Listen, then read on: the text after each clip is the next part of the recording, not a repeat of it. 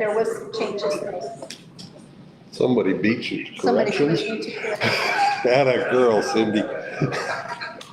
Mr. Chairman, I move we approve minutes. Second, Mr. Chairman.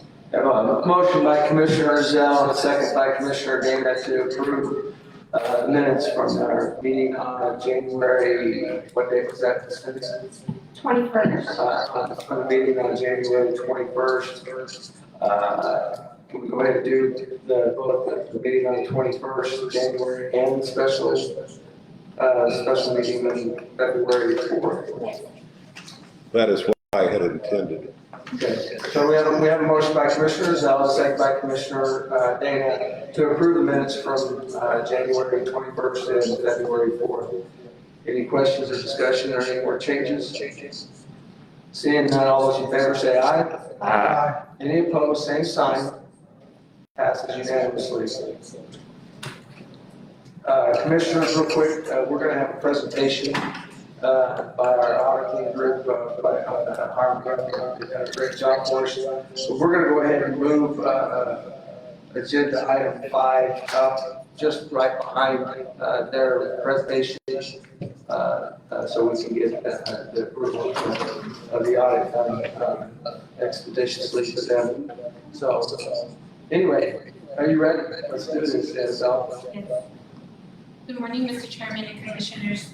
So fiscal year 2020, as you know, has definitely presented a lot of challenges, whether that be with auditing or meetings that we're trying to do virtually, preparing for our current budget, audit and audit that we currently have. It definitely has been a challenge for the finance committee as well, but we've been trying to keep moving forward.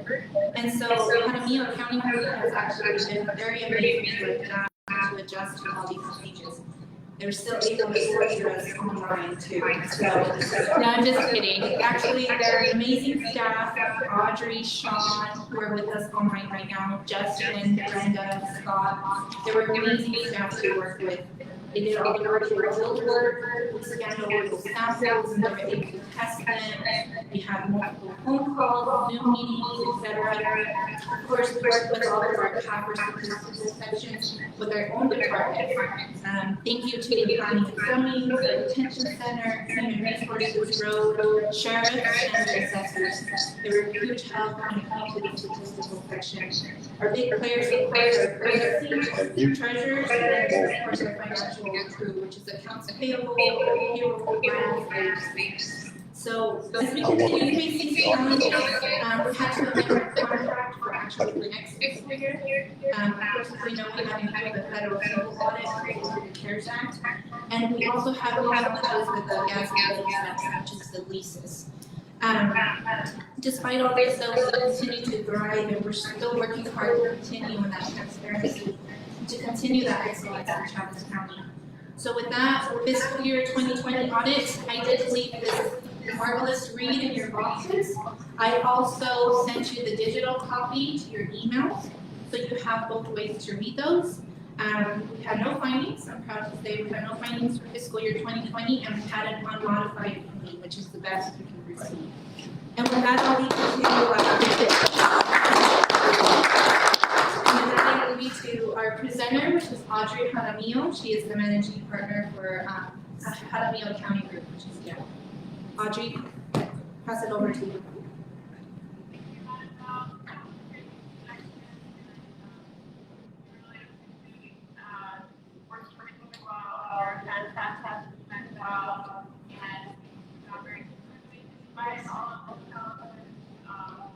That we've been through this year with just the limited ability to be in person. So thank you for everything, and we thought that it went, like I said, very well. I have with me Sean Mortensen, who is the audit manager, and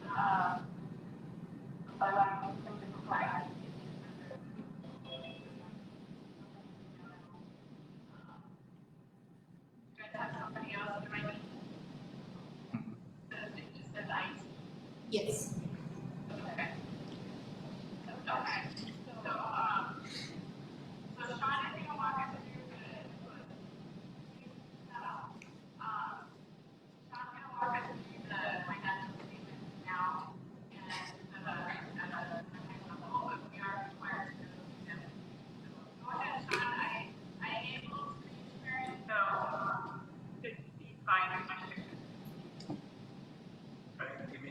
set. That's better. And so, just checking to make sure, can you guys see this there? Yes. Okay, this is, This is the minute. Can everybody see his share, the financial statement? Yes. Yeah, okay. And then you can make it bigger, I always tell people up at the top, there's these possible and make it larger, smaller, you know. So, yeah, if you need me to zoom in, just let me know. So, I'm gonna go to page 5 of your audit report and just stop there briefly. Because you're in an elite group, you file a comprehensive annual financial report. It gets filed with the Government Finance Officers Association. They review the report, and if everyone's done their jobs, you receive a certificate of achievement for excellence in financial reporting. This certificate is actually for our prior year, June 30, 2019 audit. The current year, June 30, 2020.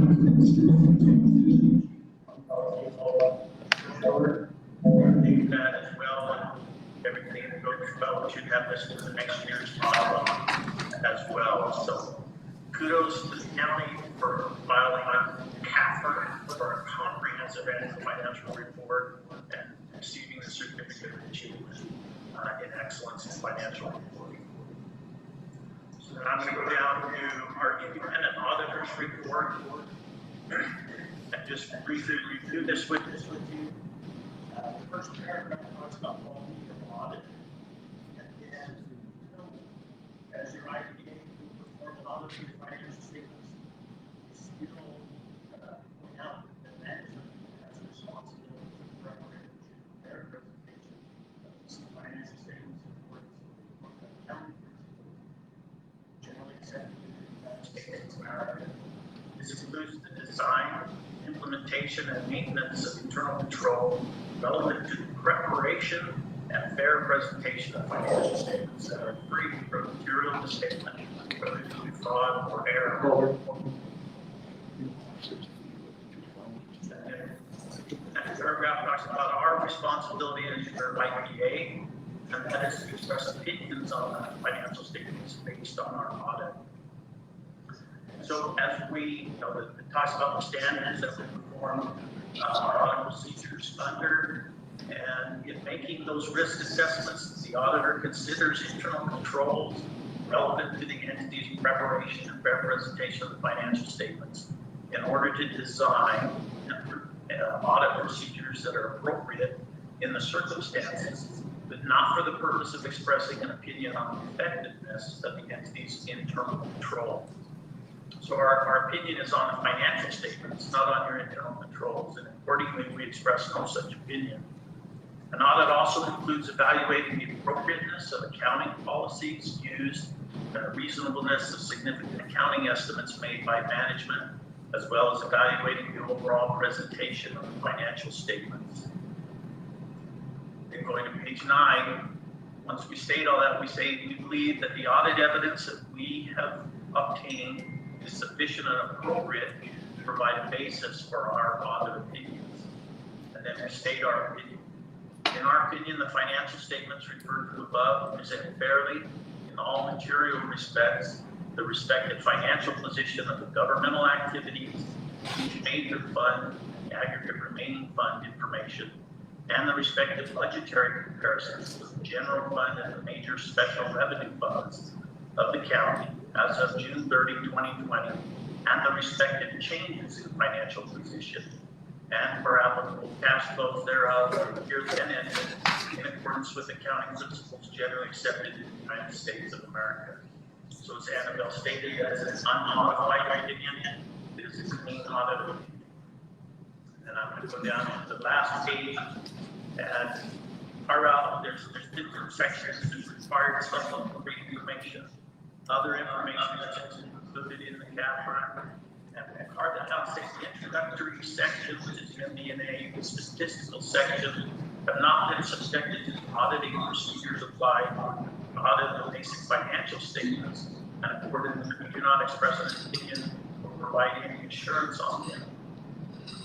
In the last paragraph of the Lieutenant Auditor's report refers to another report that's required by government auditing standards, and I will review that at the end. So I'm just going to go forward to page 11. The first page of management's discussion and analysis is over a few of the bullet points and real financial highlights. So the current year audit, the county's total net position of governmental activities increased by 25 million versus last year, it's an increase of 4.8. And primarily an increase of 1.5 million in investment income and 2 million in gross receipts tax. That's the current year. Last year, the investment income was an increase of 0.37, and for gross receipts tax, was an increase of 0.33. So, given the COVID situation, the investment is driven by the markets, but your gross receipts taxes was very rich. And our understanding of that was due to 3 or 4 significant construction projects that ended more than making up for the shortfall in the retail taxes and gross receipts tax. So, and your general revenues from governmental activities accounted for 36.8 million in revenue this year versus 33.4 last year, or 85% of all revenues from governmental activities. Last year it was 83%. Program-specific revenues in the form of charges for services and grants and contributions accounted for 6.7 million versus 4.7 million, so 2 million greater this year, or 15% of all governmental activity revenues versus last year's was 12%. The county had 38 million in expenses related to governmental activities. The prior year was 35.6, so an increase in approximately 2.4 million in your governmental activity expenses. This year is an increase of 6.7%, which is a significant increase compared to 0.93, or just under 1% of the prior year. And then finally, the general fund had 19.5 million in revenues versus 17.7 in the prior year. And then the total expenditures of the general fund were 16.2 million versus 15.6 in the prior year. And if anyone has questions, you can raise your hand or interject at any time. Then I'm just going to go to page 14 in the management discussion analysis. That it really kind of gives an overview of the balance sheet for the statement of net position. And you can see side by side, it gives the presentation that 2019 we're at nearly 194 million in total assets, and at 2020 you're just over 200 million in total assets.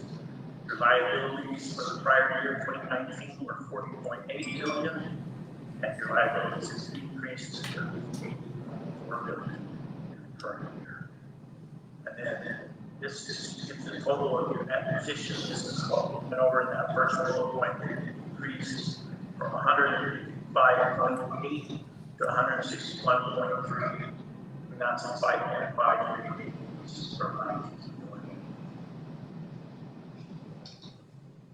And I'll just point out, during the year one principal retirement, 600,000 was paid in cash.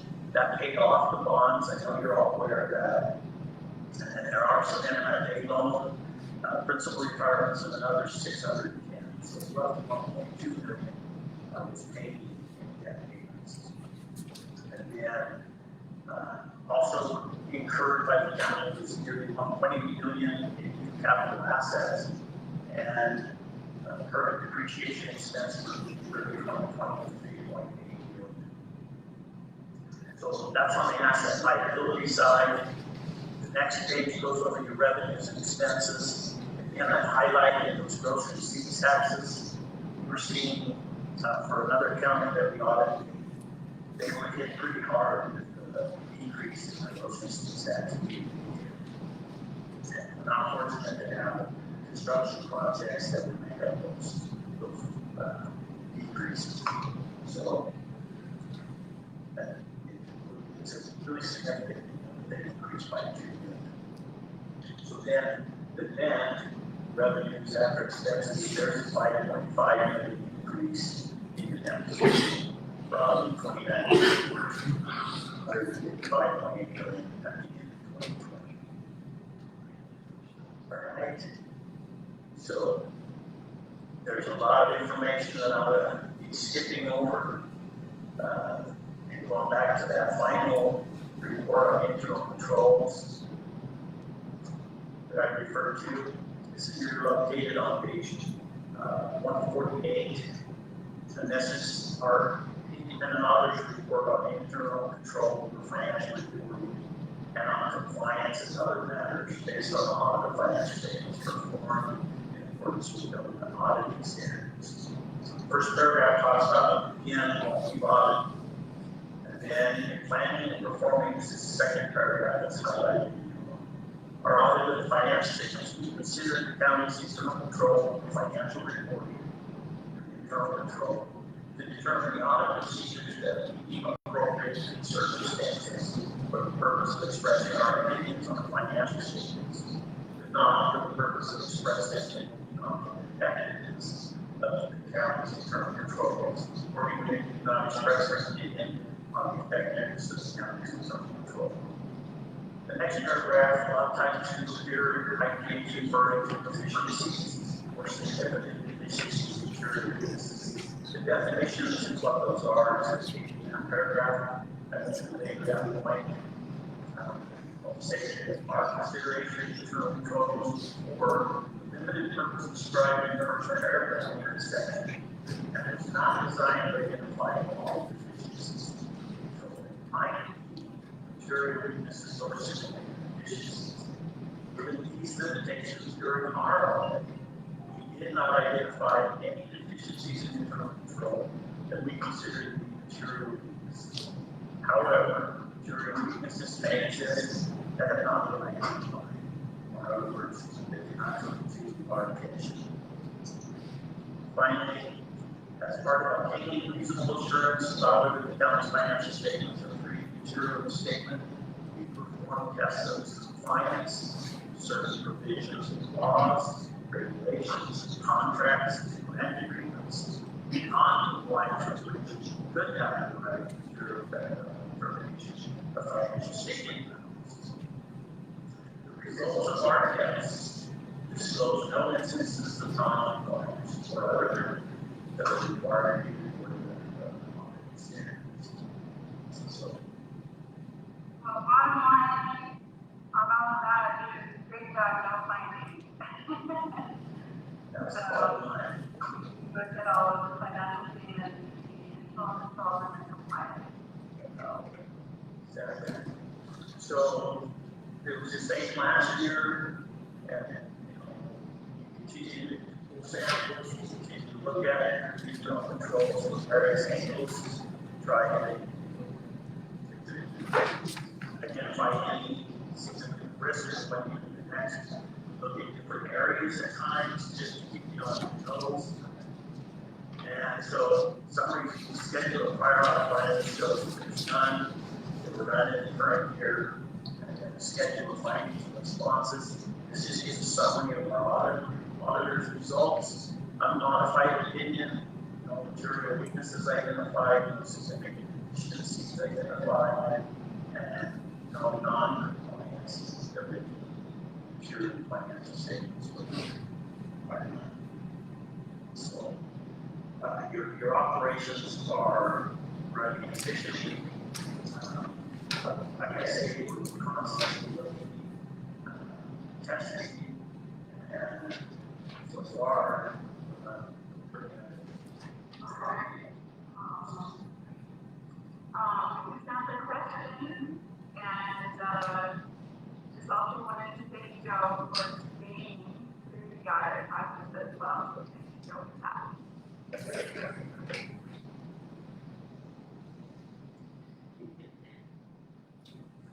Commissioners, any questions? We have an accountant together in the dais that probably ask some questions, but I don't know. Commissioner Taylor? Thank you guys, fantastic job with working with our group here, and our group's done an exceptional job, so thank you guys so much. Mr. Chairman, Commissioner Zell? I think we should declare dividend.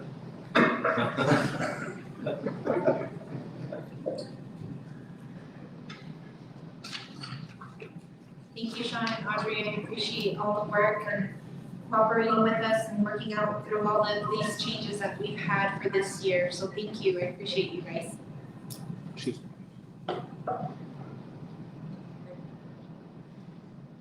So you want to go ahead and go to agenda 5, Yes. agenda item 5? Yes. Mr. Chairman, Commissioners, Resolution R-21-009 is the acceptance and approval of fiscal year 20 audit. Pursuant to Section 2 under the NAC, we are required for the governing body to acknowledge and accept fiscal year 2020 audit. Chaves County had an unmodified opinion and no findings. Staff recommends approval.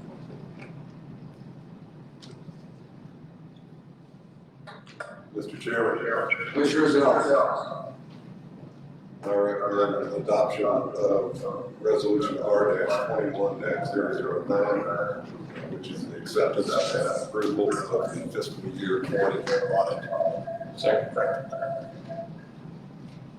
We have a motion by Commissioner Zell and a second by Commissioner Bilberry to adopt agenda item 5, resolution R-21-009, the acceptance and approval for the fiscal year 20 audit.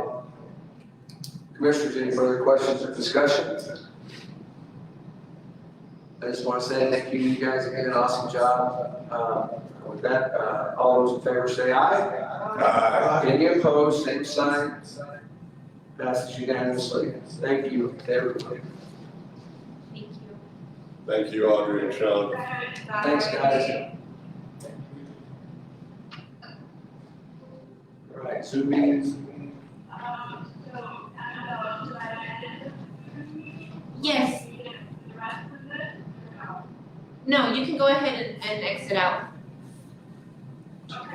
Thank you.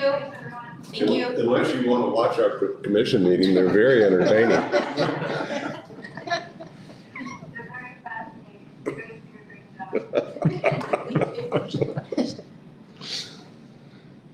So real quick, I think we have Mike Espiritu here from the Economic Development for Commission Committee, whatever, the EDC, representing Chaves County and City Roswell. Mike, just come up and give us any reports that you might have since we saw you last.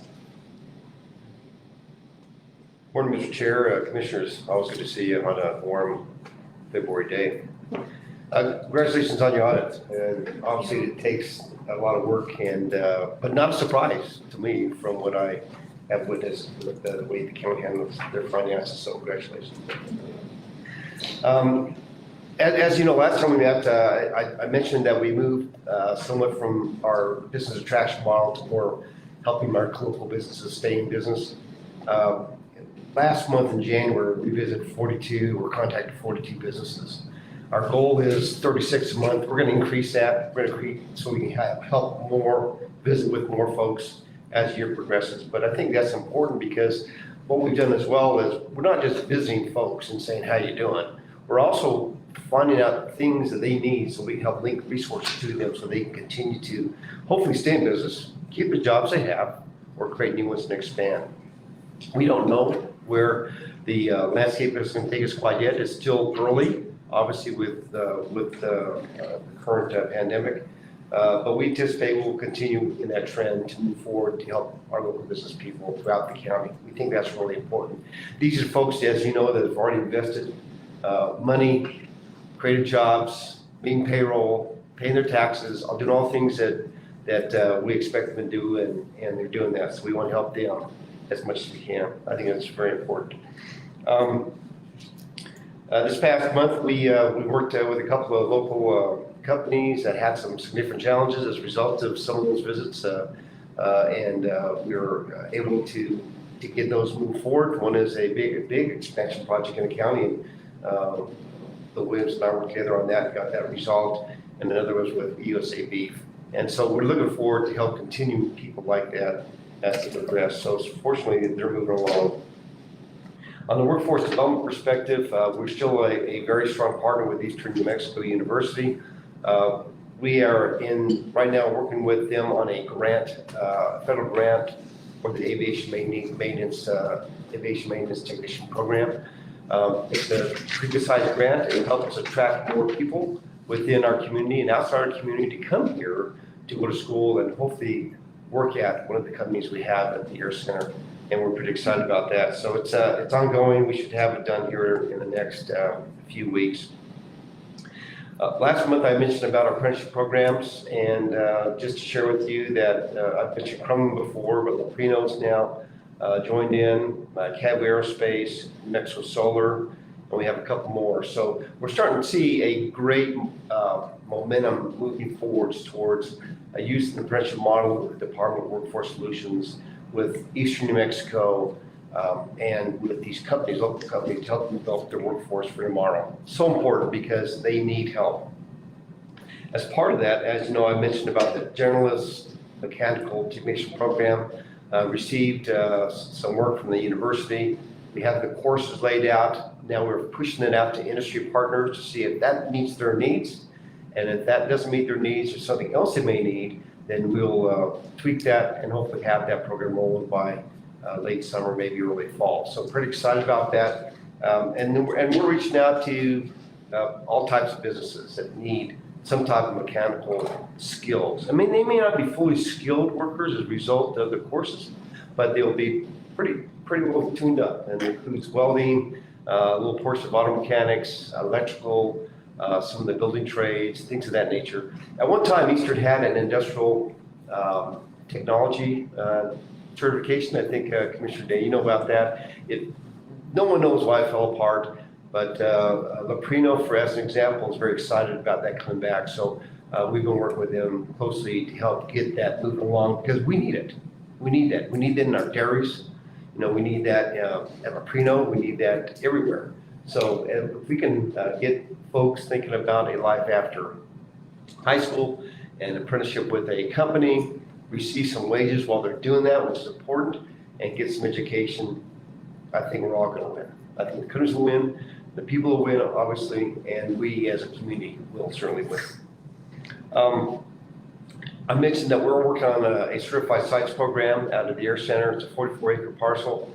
We're getting close to getting that wrapped up, we hope. We're working on the geotech environmental piece right now. As you know, that can be pretty expensive, but we are working through that. It appears there might be a joint certification, which is good, not only with Excel Energy, but also with BNSF Railway, because it's a real served site. So what's good about that is both entities will help market that land for us as well to attract new business. We've been talking about Spring River Apartments. Just to let you know, I spoke with the owner yesterday, and they anticipate by the end of this month to actually be working on the foundation. So the permits are in place. We've worked with them significantly trying to find local labor companies to help them, and which I find good.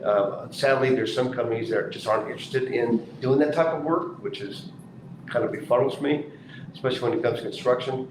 But we're trying to use local labor first, obviously, and then if we have to move outside, then that's up to the company. But we're assisting them in that. We help them with the utility services and things of that nature so they get rolling and get ready to move forward. From a marketing perspective, we have I actually purchased a I hate to say list, but it's more than a list. It's actually, it's a compilation of site selectors throughout the country. And this product, the reason I mention it, it has about 900 consultants in this database.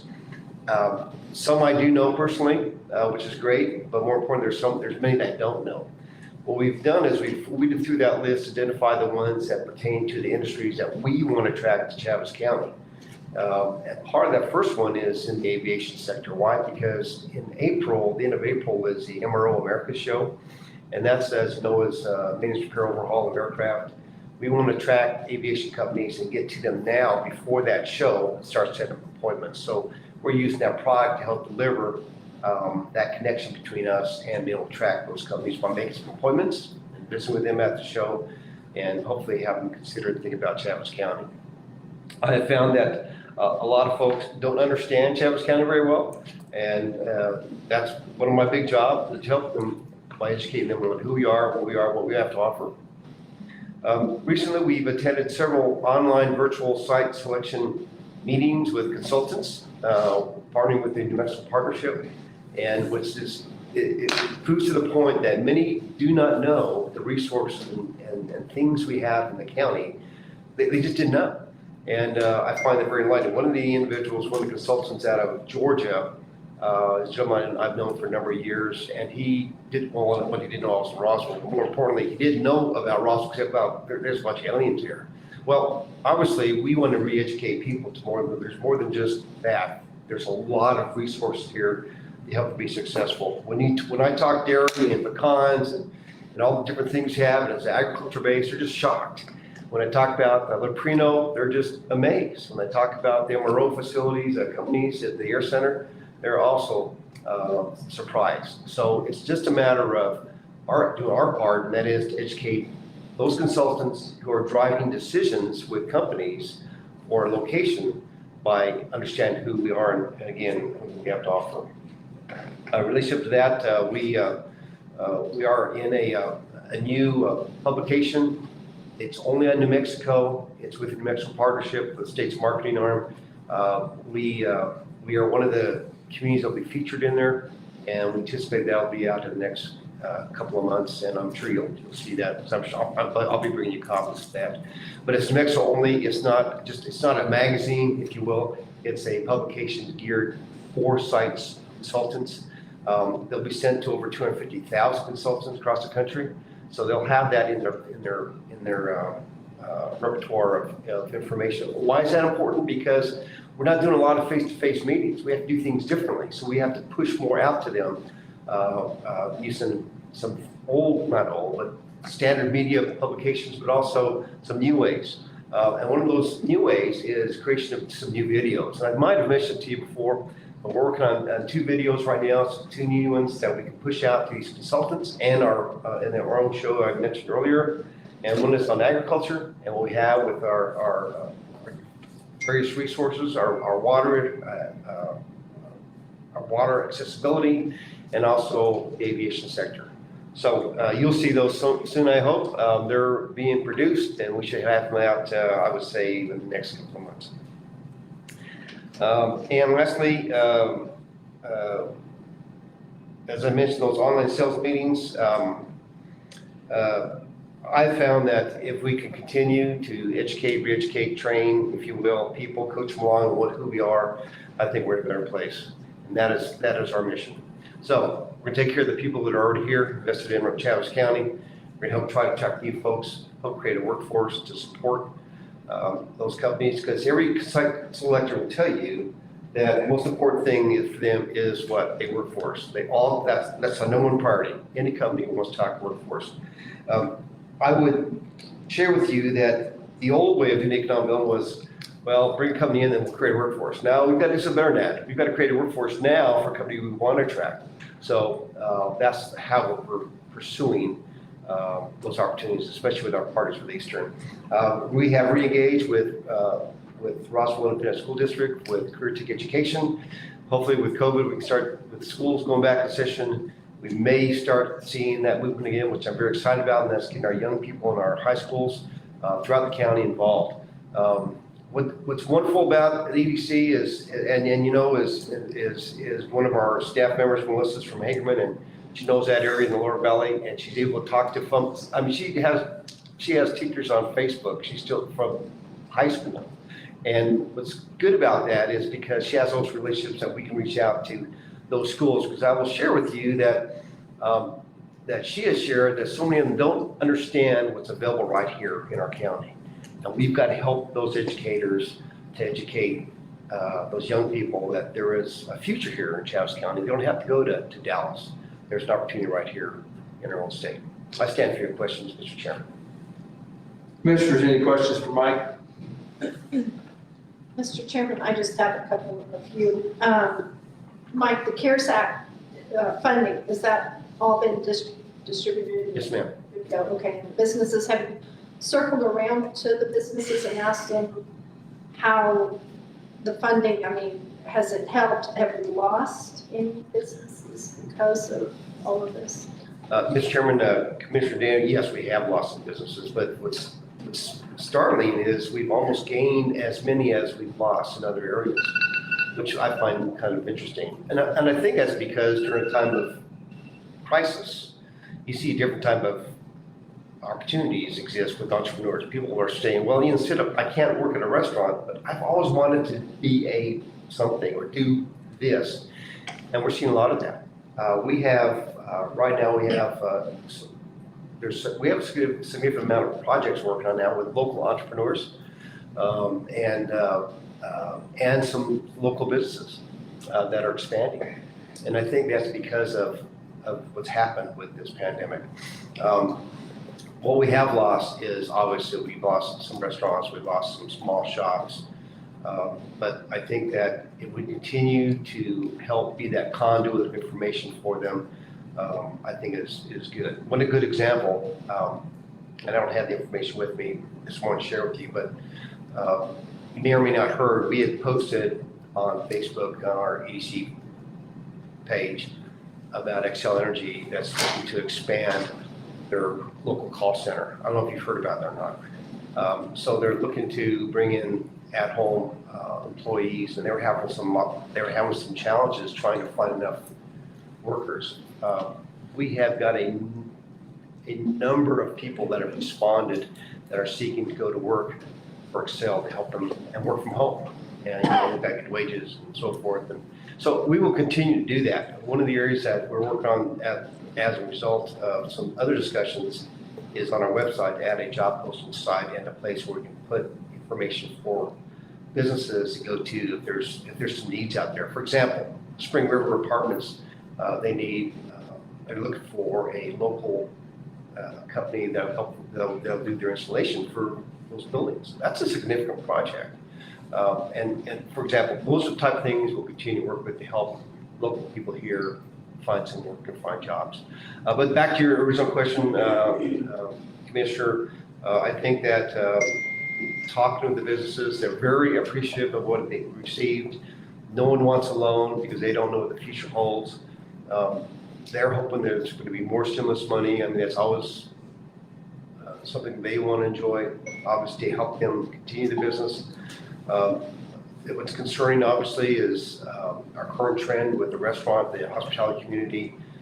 It's cold where they're not serving people outside this week, right? So, but next week will be warmer and maybe they'll get back and hopefully that as our county continues to do well with our numbers, we'll move to a different level. We all know all that. So, but again, I think that what's interesting is we are seeing an uptick in people with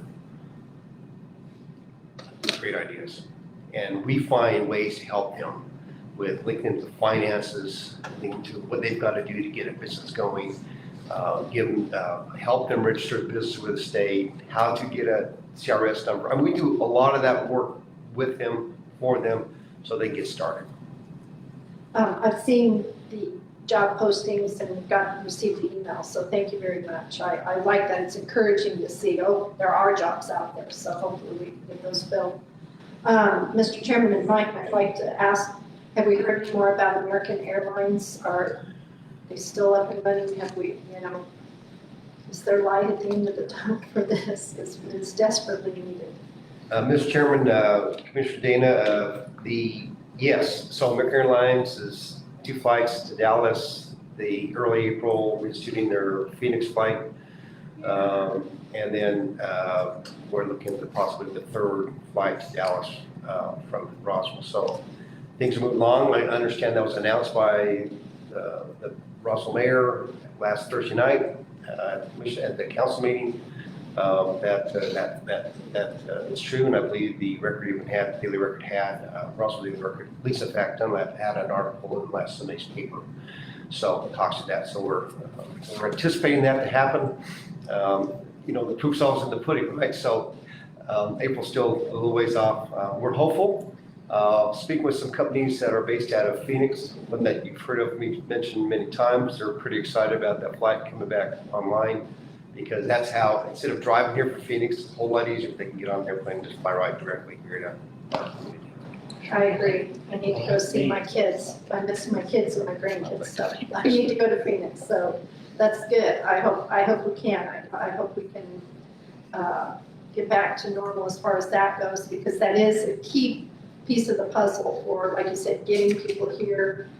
We can recruit all they want, but they want to see what, like you said, Chaves County and what's here in New Mexico and Roswell. So I hope that that does continue. So I thank you very much, Mike. I thank you for seeing the jobs postings and information so people know that there are jobs out there. And so, because we hear it all the time, there's nothing here, and there is. There's jobs. Just we have to plug them into the job and make sure that everybody, like I said, it's we've got to be creative in getting that information out to people. So I appreciate that. Thank you, Mike. Commissioners, any other? Mr. Chairman. Commissioner Zell? Mike, it's my understanding that under the original CARES Act that created the Paycheck Protection Program, an employer could, and Dick can tell me if I'm wrong, an employer had to make a choice between either accepting the Paycheck Protection Program money, or the employer could elect to take an employee retention tax credit. And they have now changed the rules where if you took the PPP, you can still take the tax credit. And that's huge if it's true.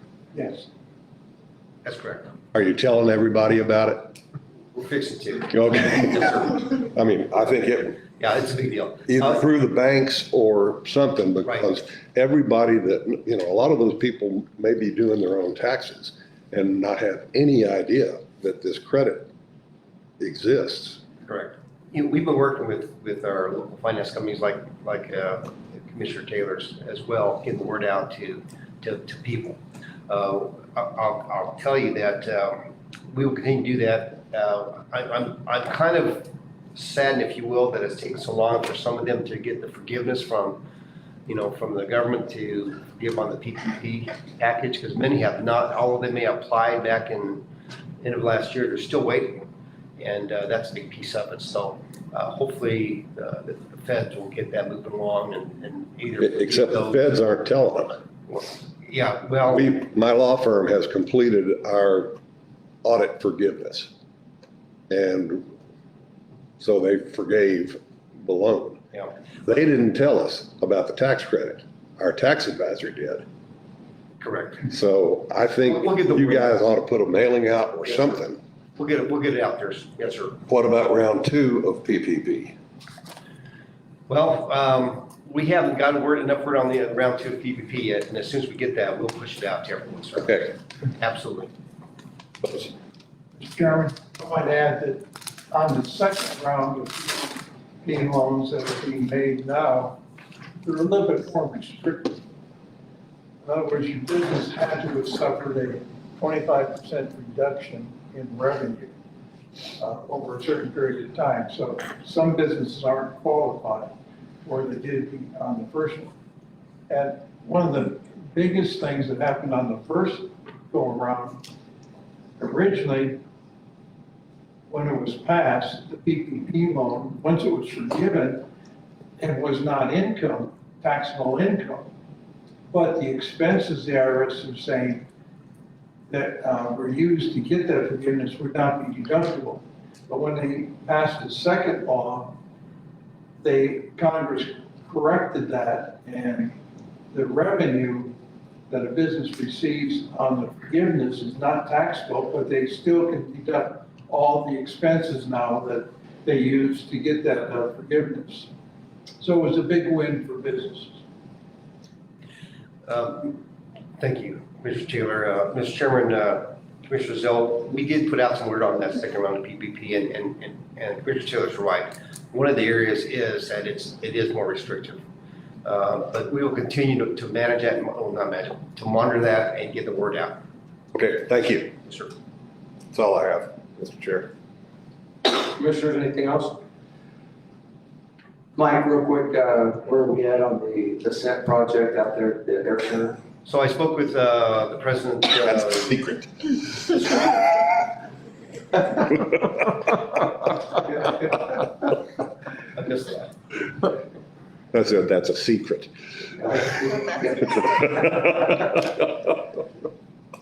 So, Mr. Chairman, Commissioners, I spoke with the president earlier in the week, and he said to me that he wishes it was moving a lot faster. It's kind of bogged down. He's waiting for Western Aviation Aerospace to do what they're doing to get things moving forward. So I did share with him some other possible contractors, not only locally, but other places within the state of Mexico that can build a 777 hangar. And he says, great, they'll help us keep Western moving hopefully forward. So he's waiting on Western, it appears. And that's pretty much what I know from him directly. Okay, thank you. Now, have we spent any more money? Not to my knowledge, sir. Thank you. Commissioner, I will say that, Mike, we have a new management out at the Job Corps program out at the Air Center. And, you know, we have some really great programs that are going on out there between Job Corps, Youth Challenge, and University High, and our University for Vocational Programs, which I think is just absolutely crucial for this country. Since we've gotten so far away from them, we've got to get them back. And so we had a good meeting with the gentlemen that are going to be managing the Job Corps program now. And I think they're going to be good for this community and actually bring back the Job Corps presence and getting those kids out there helping with projects around while they're learning. I didn't realize Job Corps had a security program within their programming, but I think they've got a lot of great things for these kids to get some good vocational training and maybe get them redirected to some of the things that would make a difference here in Chatham County as far as our agricultural, all of our farmers and ranchers and dairies and everything.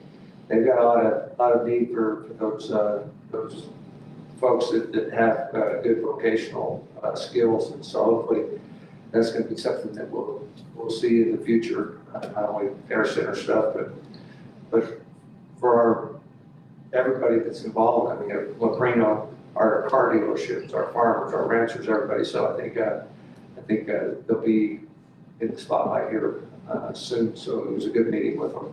And thank you for setting that up. You're welcome, Mr. Chairman and Commissioners. Just to make you aware, it's a 5-year contract. So, and I'm really excited about them being here. They're not going to be a flash in the pan. Mississippi-based company. I think Lisa wrote another great article in the record here recently about those guys.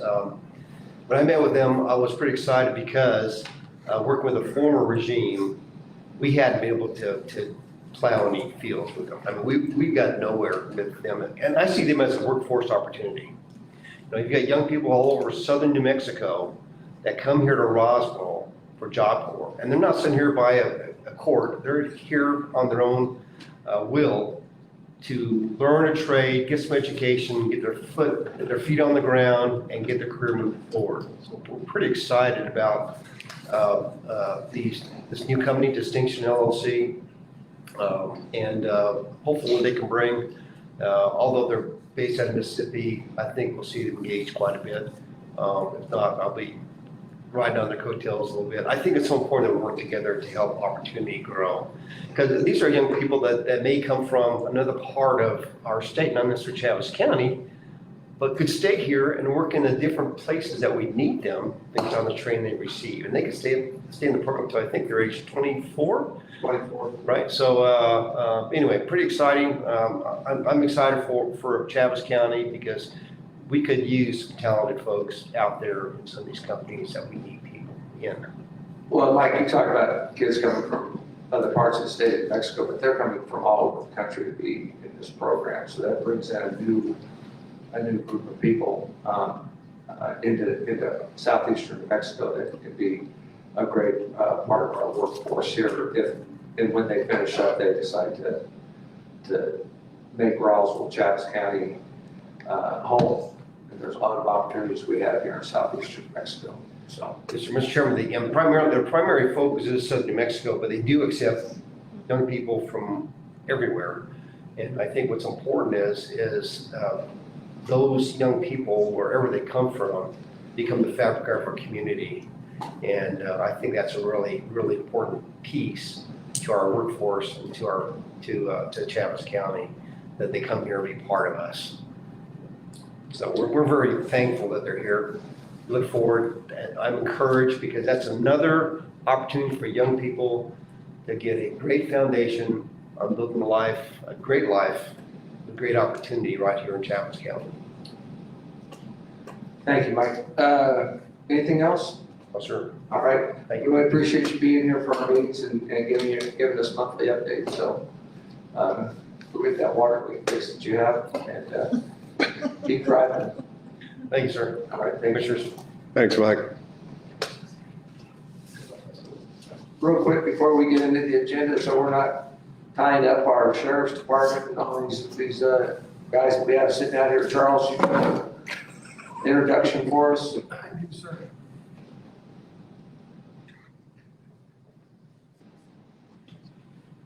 County Manager, Mr. Chairman, Board of Commissioners, Charles Islas, number 1 St. Mary's Place, the Under Sheriff. I do back to the I guess that qualifies as a new resident.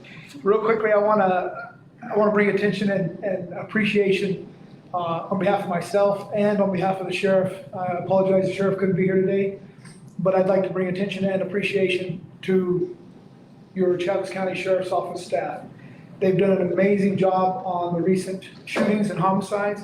As you know, we've had a tremendous uptick in shootings and homicides lately. And to give you an example, as we all are aware, Mr. Contreras was recently apprehended day before yesterday.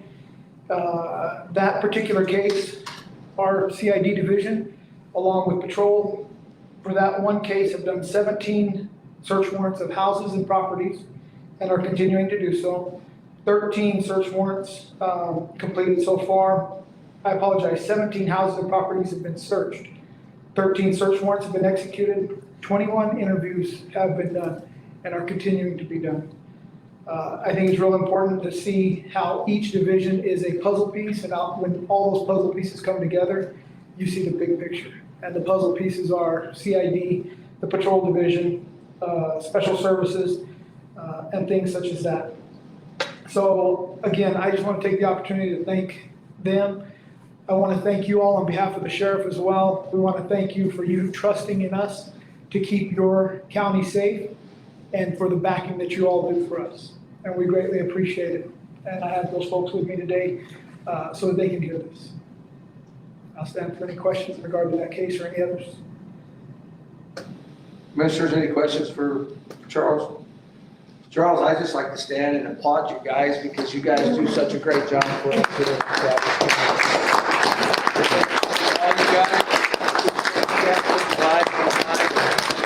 do a great job for Chaves County. So you all are greatly appreciated. So thank you. Thank you. They are the backbone of the sheriff's office, and I want to recognize them. Thank you all. Thank you, Charles. You got it. All right, let's get started. Lewis?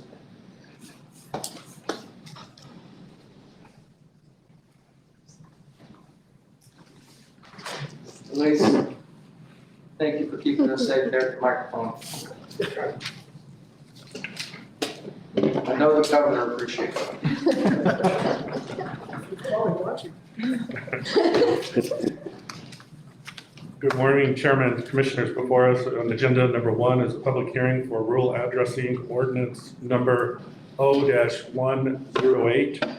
Planning and zoning staff would like to request approval of this ordinance. The purpose of this ordinance is to repeal and replace existing ordinance number 19, the Chavez County Rural Addressing Revision number 1, with a new rural addressing system that would utilize a comprehensive yet simplistic process for assigning addresses and new road names. And within the incorporated area of Chavez County, a new rural addressing system would assist in public safety, enhance mail and package delivery, and benefit the health and safety and wellness of the residents of Chavez County. This new ordinance secures a part of the original ordinance and combines it with staff's existing policy and procedures to create a clear understanding of the required process, documentation, and actions required to receive a new address, name a road, or rename an existing road. Also, this ordinance notes that the Planning and Zoning Department will continue to administer the addressing and new road name procedure. Finally, a new street sign fee will be assessed by the County Road Department, and a new addressing fee has been included in this ordinance. Both fees would assist in covering the cost of the supplies for putting those signs up. The Chavez County Planning and Zoning Commission recommended approval of this new rural addressing system number O-108 with one correction to section 4.9 at a public meeting held on February 2nd by a vote of 3-0. The correction, along with grammar corrections and some last minute corrections by staff, a correction to section 8.6, which is a change to the reference. There was a reference mistake on my part that needed to be corrected. And also in section 8.7, after speaking with the fire department, who stated that they wish to continue to use a mile marker system. So as read in 8.7 now would be prudent to an existing joint powers agreement, the P&Z shall continue to use a mile marker system for rural addressing, with US 285 being the POB for addressing along east and west roads, and US 380 being the POB for addresses along north-south roads, that being the 0 point for all addresses. And also another comment, we have received numerous calls on this issue. Most of them were concerned that we were going to change their address or change their street name. In no way would this ordinance currently do that. We were not interested in changing anybody's address or street names, just to be clear. Okay, thank you, Liz. This is a public hearing, so real quick, we'll open this up to any comments of anybody in the audience or Let's see it. on social media that are in favor of this ordinance. Ordinance number O-108, which is to repeal and replace ordinance number 19 with a new rural addressing system.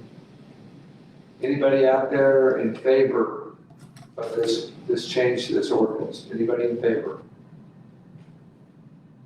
Anybody out there on social media that wants to chime in? Going once, going twice.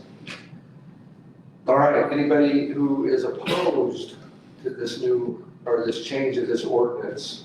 Anybody who is opposed? Anybody on social media? Anybody out there? Anybody who's opposed? All right, going once, going twice. All right, commissioners, discussion. Mr. Chairman, Commissioner, will this help UPS and FedEx find my wife's house? I believe so. Yes, it will. She took the big chief notepad and crayons down there and drew them a map and the whole deal, and they still can't find it. Yes. Yes, it will. Okay. Mr. Chair. Commissioner Zell. Lewis, I notice in the ordinance that there is a bias against using a half or A and B on an address. And it seems like we have approved lots of lot splits or second residences being put on existing. Yes, just recently, we still had to use a and B system because the numbering had already been assigned. And due to the complexity of trying to change people's addresses without causing a huge amount of fee and changes, we just went with the A and B. In this ordinance, we just say we'd rather not, and to work hard to not have to do the A and B. But again. So if we have one of those situations where somebody It brings is. a trailer house in for their elderly parents, what are we gonna do? Commissioner Chairman, we do not assign a second address to a mother-in-law quarters or a guest house or a bunkhouse. That still remains part of the original address or a special use for secondary residence because in fact, they might actually move on. And we may have to ask that that second residence be removed at a later time once the special use has run its course. As far as the guest house, it's just a guest house. It's only temporary quarters for someone who comes in and visits. And as far as the bunkhouse goes, as far as for your workers, they come and go yearly. You may have a change in particular staff. So the addressing still goes to the main house. Well, what about the U.S. Postal Service when they are assigning? We assign the addresses and the mailboxes. We are working hard with the postmaster here in Chavez County to get that cleared. Because our hand house at the ranch is 4173B, Old Hondo Channel. Now, there is a case when you have such a large tract of land that it is necessary that it has a separate address. What I'm thinking of is mostly the 5-acre lots, 10-acre lots. But when you are dealing with large parcels that are dealing with farmland, grazing areas, then yes, second address is almost necessary because they are actually accessible from a different road at times. Okay, in your staff summary, we're talking about a street sign fee and new addressing fees. Tell me about that. Yes, sir. Chairman, Commissioners, this fee, in normal cases, when you request a new road and it is approved, we would inform the road department and they would go out and I assume they would go out and put the sign up eventually and post. But that was done for free on a private road. So now that these are private roads and you're requesting that particular name and that particular sign and it does access to 3 or more lots, then there is going to be a fee for that, placing that sign and placing that post. As far as our fee for the Planning and Zoning Department, we have been giving that out for free for numerous years, which is, I understand, a violation. So we needed to charge some kind of cost to accommodate for the post and the metal piece and the numbering system as in an Exhibit A. After studying it, we came up with the cost of $10. This again, that's $5 for the post and $5 for the metal sign and the numberings or the lettering. This is just part of the fee that we require now when you request an address. We do hand over, it's a tall 6-foot post, green, and the lettering and the numbering are red at 3 inches. Do we charge when the lettering wears out? Now, we could and we could not. That is up to the board. In the ordinance, there's also, in one of the sections, forgive me, I don't remember exactly whereby the board has at any time can declare that this be waived for a number of months, days, so that the addressing can be given out. And everyone else can come up to compliance with their addressing. In this case, they have till March 18th. And we give them out for free. Just recently, we mailed out 3 different packets with new numbering for residents. Where we just put them in an envelope and send them off to that address. It's been my experience that the sun and the wind eventually eat the numbers. And in that case, we only looked at charging a quarter per number or letter. It seems to me that the purpose of the ordinance is to especially assist fire and law enforcement. Correct. And to get the residents to please post their addresses. That is a big concern and a big issue right now, not only with the emergency response, but also with us as far as building inspections, Right. the assessors. So yeah, we all want to see this done. But we don't charge for law enforcement or fire protection, and other than for property taxes. Right. And it's been my experience that when the numbers wear out, if you're going to charge people to get new ones, they won't. That is something that in this ordinance you build to the commissioner's chairman if you want to waive or that you want to remove, we can. At that point where we show exhibit A, instead of for numbering, it's just 0 to replace any numbers. That's all I have, Mr. Chair. Commissioners, any other questions or discussions for Lewis?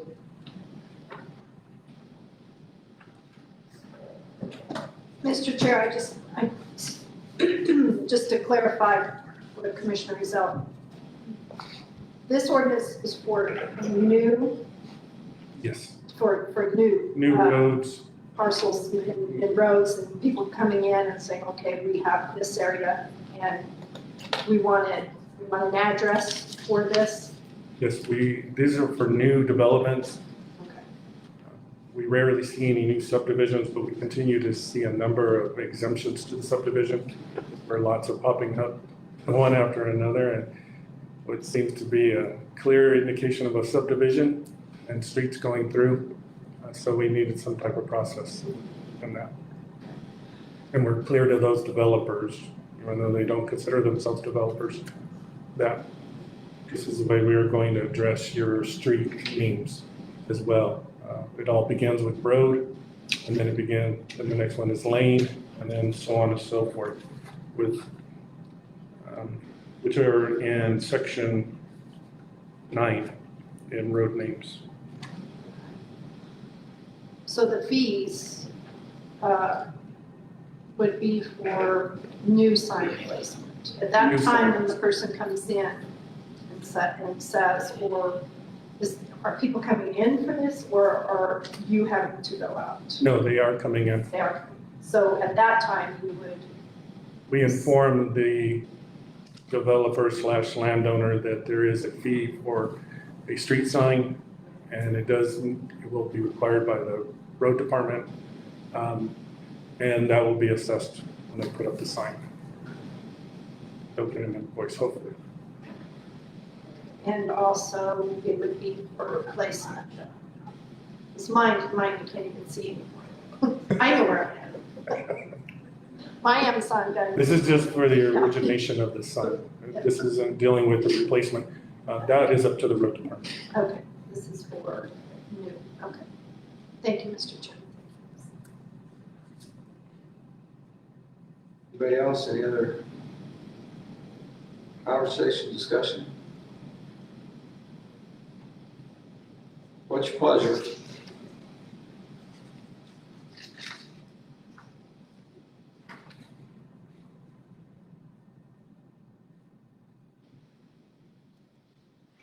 Mr. Chairman, Commissioners, now. I move approval of ordinance O-108, the rural addressing system ordinance. Second.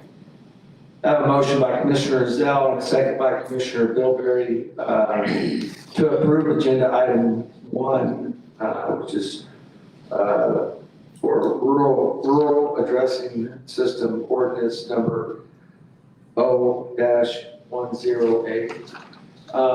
And I'm gonna assume that we need to go ahead and put in here that with the changes to 8.6 and 8.7. Yes. Would that be correct? Okay. Any other questions or discussion from the commissioners on this ordinance? Mr. Chairman, I was just wondering, Louis, do we have a scholarship fund for Commissioner Bill Berry so we can get him set up for his wife?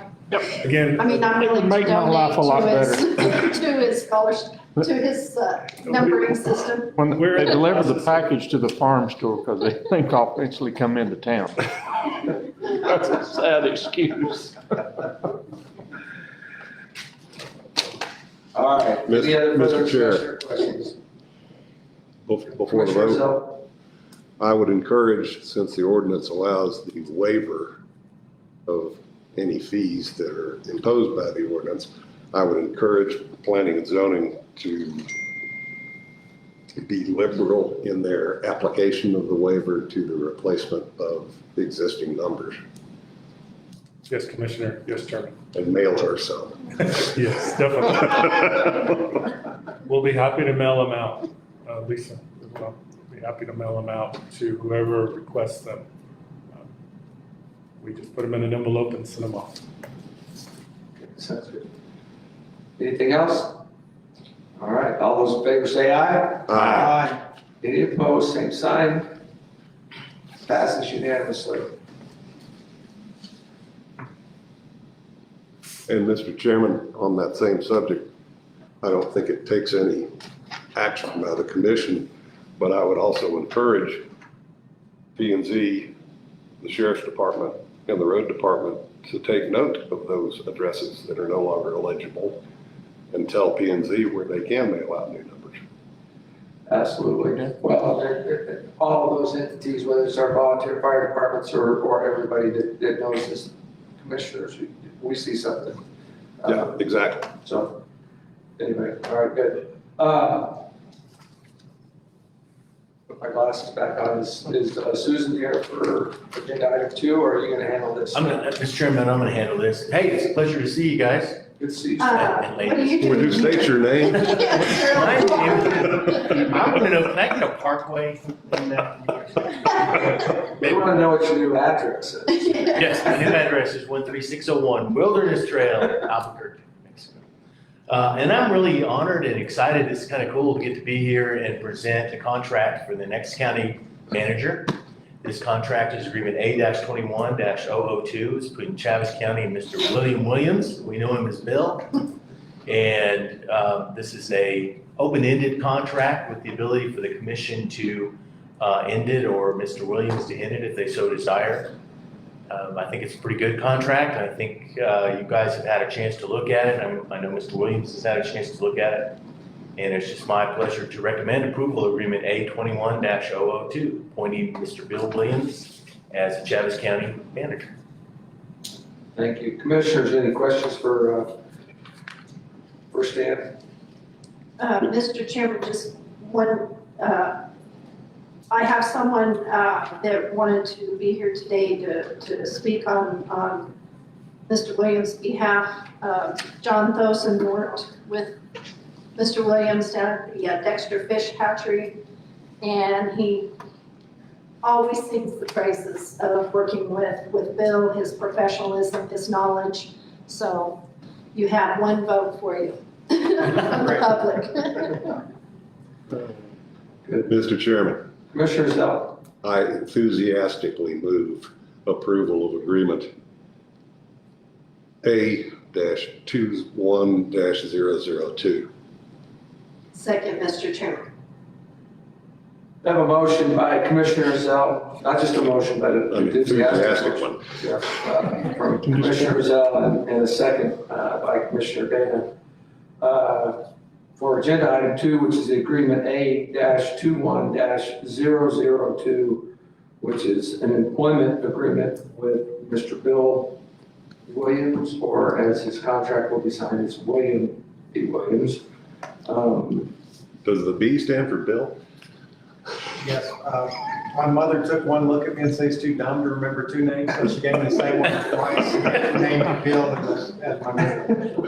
Bill Williams, okay. Bill Williams. Commissioners, any other discussion, or you sure you want to do this, Bill? Yes. Okay. All right, with that, I think with this one, usually we just do a voice vote, but I think I'd like to do a roll call vote on this one. Ms. Cindy?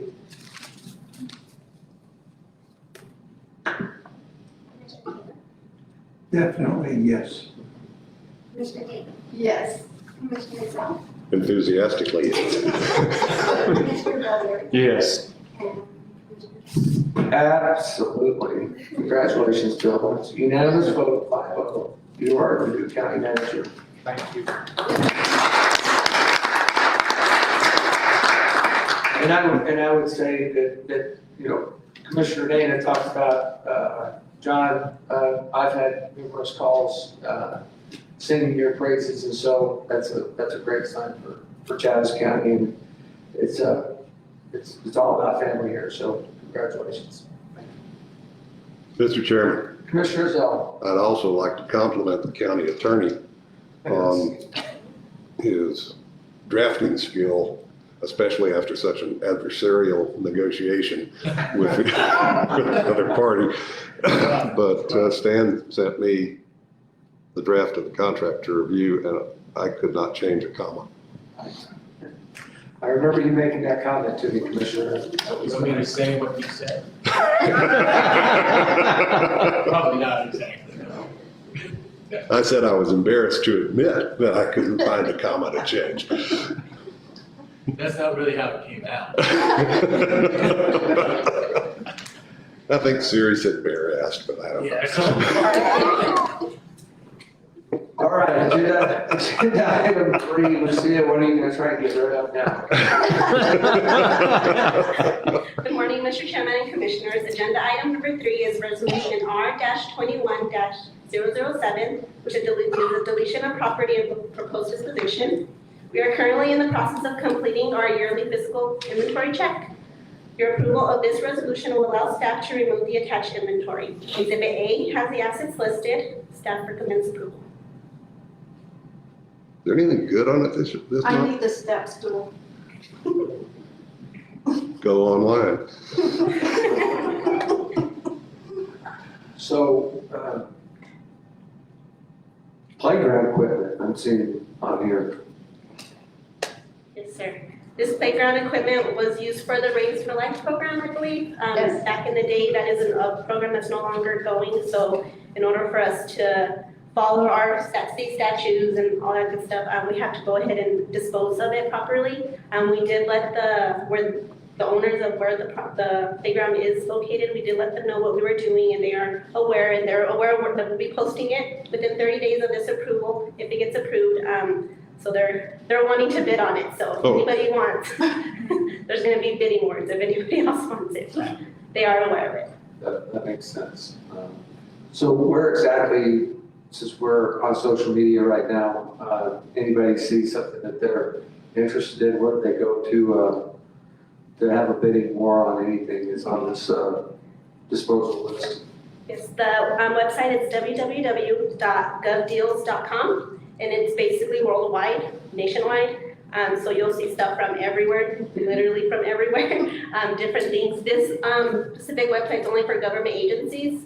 There is another sister website that I like to call, it's called surplusdeals.com. That one's for individuals, businesses, individuals actual, that want to sell certain things on the internet. So it's a pretty user-friendly website. I had nothing but good things from, my perspective, and as well as the buyers and the bidders. And thanks to the road department, they helped me out with the pickups and all that, getting all that scheduled. So. Commissioner Dana, did you get that information? I did, and I see an artificial tree, so there's a couple of things I might need to do. I know at different points in time, we've had iPads and other computer type things that would be worth bidding on, so. Any questions for Lucia on any of these items other than the playground equipment? I can just add, we just sold the dozer for the flood department for $75,000 it was for on this website. So they're bidding some good money on these, on our items, which I think we're getting, pretty good money for our items that we're selling. And that's just going back into the general fund. To Dick's, oh, he's not here no more. He got it worn out. To floods, he left, huh? Yeah. So it goes back to It those goes back departments. to those departments, correct, yes, to be able to utilize. All right, commissioners. Any other questions? What's your pleasure? Mr. Chairman, I move that Resolution R-21-007, deletion of property and proposed disposition, be moved, Second. whatever. I think we got the gist of it. I need more coffee. So, we have a motion by Commissioner Dana and a second by Commissioner Taylor on agenda item 3, which is resolution R-21-007, which is the deletion of property and proposed disposition. I have one of your coffee. Crank it up. Is there a coffee pot in there? You lost them. No, I didn't. I think that we're gonna be ready to vote here if they don't have any more questions. You lost Aye. Okay, that being said, all those in favor say aye. Aye. Any opposed, same sign. Passes them. Was unanimously. it voting on the coffee or this? Both. Oh, okay. It is cold out there. Do you need more? No, we're good. I think we have it more. I can go make some. Miss Ellie, come on down. Congratulations on your new position. Thank you, I appreciate it. Well, good morning, Mr. Chairman, Commissioners. I'm Ellie Holland, and I'm the new Chavez County Continuum and DWI Coordinator. And I will be addressing agenda item number 4, which is the resolution R-21-008, approval of the DWI grant and distribution application for fiscal year 22. The Chavez County DWI program would like the approval to submit the fiscal year 22 local DWI grant and distribution application. The estimated distribution amount for fiscal year 22 is $459,500. This amount has been allocated among DWI components such as prevention, law enforcement, coordinator, compliance, monitoring, tracking, alternative sentencing, screening, and treatment. The Chavez County DWI program is applying under the competitive grant in the amount of $52,500. This amount will fund our full-time treatment provider. The application will fund the project year starting July 1st, 2021 through June 30th, 2022. Staff recommends approval. Commissioners, any questions on this? Mr. Chair, Commissioner Zell? how is the estimated distribution arrived at? Is that something that Tax and Revs just sends down to you? Mr. Chairman, Commissioner Zell, that is actually coming from DFA. So once Okay. the application process is starting, they do let every county know their estimated amount for the next fiscal year. And from there, this is where this application is drawn and it's allocated amongst the programs as well as all the different components. How close have their estimates been to actual? It's been fairly close. At times, it's decreased from the estimated amount they first told us, and at times it's been a little bit increased. So every year is just a little bit different, and the way that DFA does it is they distribute the amount every quarter, but they do it after the fact. So from July through through August, we won't receive it until September. So we're kind of going backwards and we're having to justify what we use that money for from July through August, all the activity that we've done. So not until actually June of the end of the fiscal year is when we truly know what the distribution would be in total. So it's a little bit backwards. They tell us way ahead of time an estimated amount, but we truly won't know until the end of the fiscal year what that true amount will be. Because it just seems impossible to estimate a year in advance Yes. what the total liquor sales in a county is gonna be, Correct. because you don't know what prices are gonna change Right. and Yes, and that's Just- something that I'm not quite too sure how DFA, what formula they use for that, but that's something I'm assuming maybe based on trends, but that's just an estimated amount that they give us ahead of time. do we get to audit them? Sadly, they audit us. Thank you. Thank you. That's all I have. Commissioner Bizel, thank you. Commissioner Dee, Mr. Chairman, if you can answer, whoever can answer this, again, the proposed grant budget, the $52,500 that you've asked for, I might have been late, I need more coffee. What will this be used for? This, Programs or for salary? no, this will be used to fund our full-time treatment provider. Is that person currently working? Yes, yes. Where are those funds coming from? Those are coming from the Last- competitive. Last year's, okay. Yes. So if we do not receive these funds, what will happen? We will no longer be able to have that person? Mr. Chairman, Commissioner Dana, the competitive grant, that's for the full-time treatment provider, which is Serenity Counseling. So they're actually a contractor that we have. It's not really an employee for Travis Okay. County. But the competitive grant, and this is correct to me, usually comes in at the beginning of the fiscal year. Well, no, it's billed as reimbursement every quarter. But if the competitive grant, let's say we go ahead and try to apply for the 52.5, DFA is the one that awards that money. DFA as well as their grant council. But let's say for this fiscal year, we got, I believe, 40,000, and we had applied for 52.5 as well. So what we do at that point, we adjust the distribution to basically cover the difference, correct? To cover the difference to pay that our treatment provider, so that way we still have that provider within our program. So that's, that amount that we're paying that provider is a set amount? Yes. So we have to make up the difference, the county has to make up the difference if that doesn't come in? Yes, we actually make up the difference from the distribution. So this is from the actual distribution, and this is also attached in this agenda item, but the first column is a proposed distribution budget, and at the very bottom, if you see the treatment component under that contract, the 28,000 right now is being proposed to be covered by the distribution budget, and the 52.5 is proposed to be covered from that local grant that DFA will award us. So given if we don't receive the full 52.5, it will be adjusted from the distribution grant. Okay. so real quick, so we don't get away from that, so to the question that Commissioner Dana is asking, we only got 40,000 from this last year's of 52.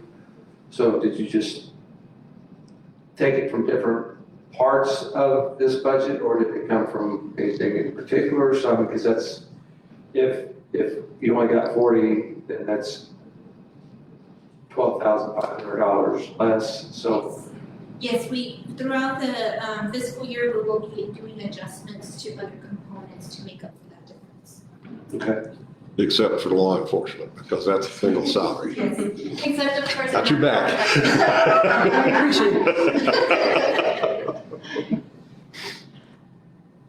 So when you submit for this grant, sorry, Mr. Chairman, when you submit this and you said DFA has to approve it, it is for, one of the criteria is for treatment programs? Yes. That's Yes. right. So we have to prove when we go back, we turn around, we have to send up to DFA and they have to approve everything. Yes. They're more or less auditing us and what we're doing. Yes, ma'am. Okay, just making sure that we're in compliance with DFA, and DFA is making sure that there's checks and balances here to make sure that any funding is in compliance with their criteria. Yes, ma'am. Mr. Chairman, Commissioner Dana, and actually attached to this agenda item is the exact information that we'll be sending over to DFA. Okay. And you'll see it's about 20 pages long. It's very detailed as to where exactly that money will be going. for the contractors, for all the different components, the coordinator, the personnel costs, and also shows the in-kind match that the county will be doing. So this is submitted over to DFA, and from there they will either approve or they will call the coordinator and let them know there's something in that application that they will not approve. Okay. Thank you, Mr. Chairman. It's nice to see you in person. Same here, ma'am. I usually meetings. I agree with you. I think that answered my next question. I was gonna ask if the DWI Planning Commission has been able to meet. Yes, Not in we person. have been. When all this pandemic started, there was probably 2-3 months that we were not able to have any meetings. But after that, we started doing the Zoom meetings, and people have been attending. Our last meeting, the sheriff, our chairman, invited people in person to come to this meeting. It was held at the sheriff's training room. We had a few people show up in person, and most of them decided, to do it through Zoom. But we have been having these meetings every month. Mr. Did you Chairman. get lunch from the jail? No. No, no more. That's only a cookie. I think we're gonna have to do that because we're gonna have to go back to that, even if we don't have lunch. I'll throw in an apple. Thank you.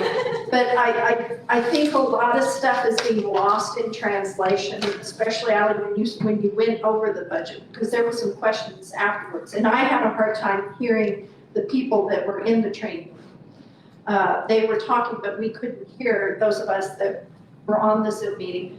If there's any way that we can maybe invite the council to maybe meet in the training room and do what we need to do. But if there is a provider or whatever that wants to still do theirs through Zoom, because I feel like the last few meetings, there has been so much lost in translation, and I feel like there haven't been questions.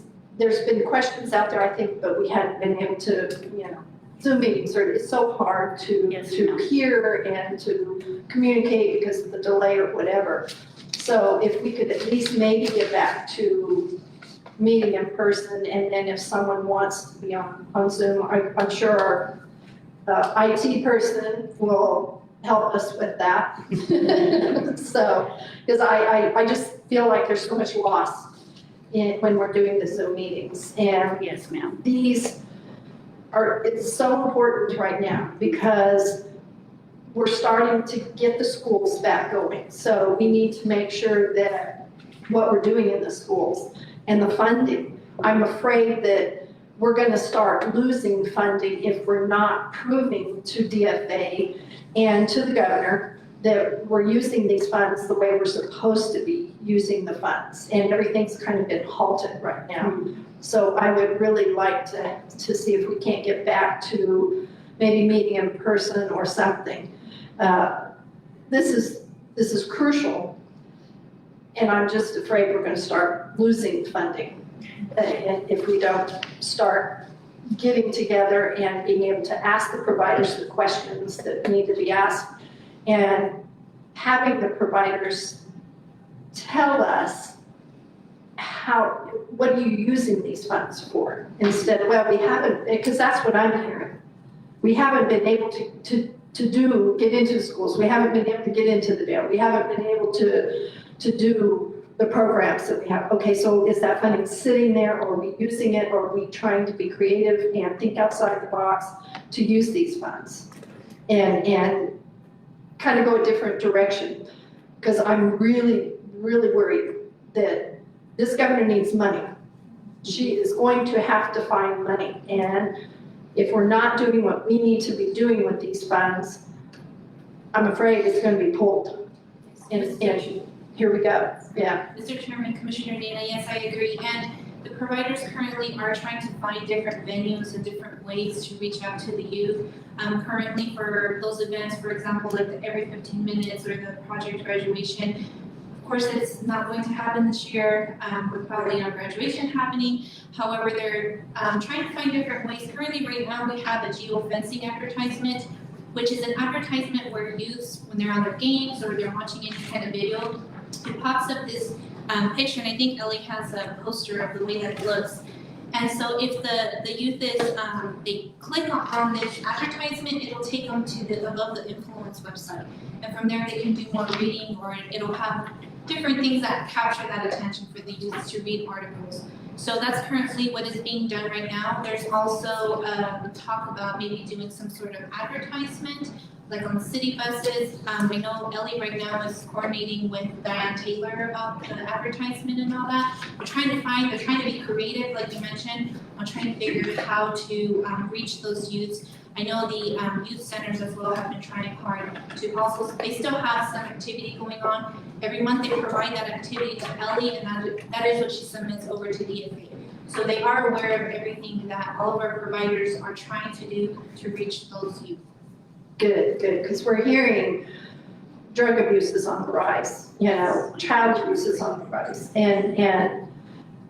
but we're also hearing, well, we can't get to them, so we've got to be creative in getting to those kids one way or another in order to curb some of this, because I think at the end of all this, we're gonna lose more kids as we go, and we've got to get out there and listening to the providers on the meeting say, well, we can't do this, we can't.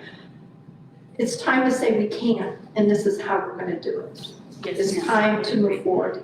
We're giving you the funds, and it's time to move forward and say, we can, and this is how we're going to do it. So that's just been my whole beef with being on these Zoom meetings, so if we can maybe get back to having the monthly meetings in the training room or in here, wherever we need to have it, and have a face-to-face. I really do. I think it helps when you can have the face-to-face discussions with this. And so that's my concern.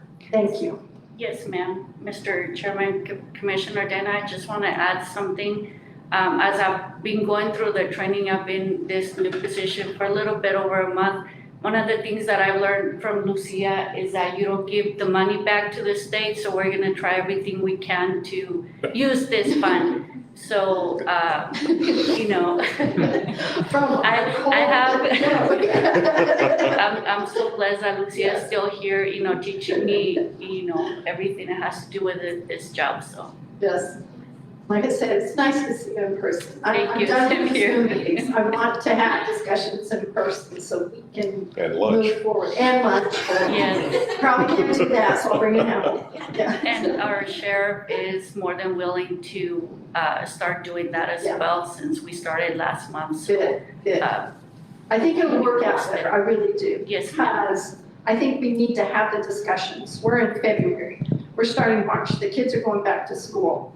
It's time to have the discussions on what are you doing, how are you being creative, because we're losing kids. And we were hearing that from our providers. We've got to stop this. We've really got to start. And if there's funding out there, let's use it. Let's help these kids. Yes, ma'am. Thank you. Thank you. Well, and to Commissioner Dana's point, if you guys need to use the commission chambers to meet, you've got a conference room over there, you can have the providers, whoever, come in and give presentations one at a time, and spread everybody out here, and have people in there, let's get out of the box and figure out how to have those meetings and do it.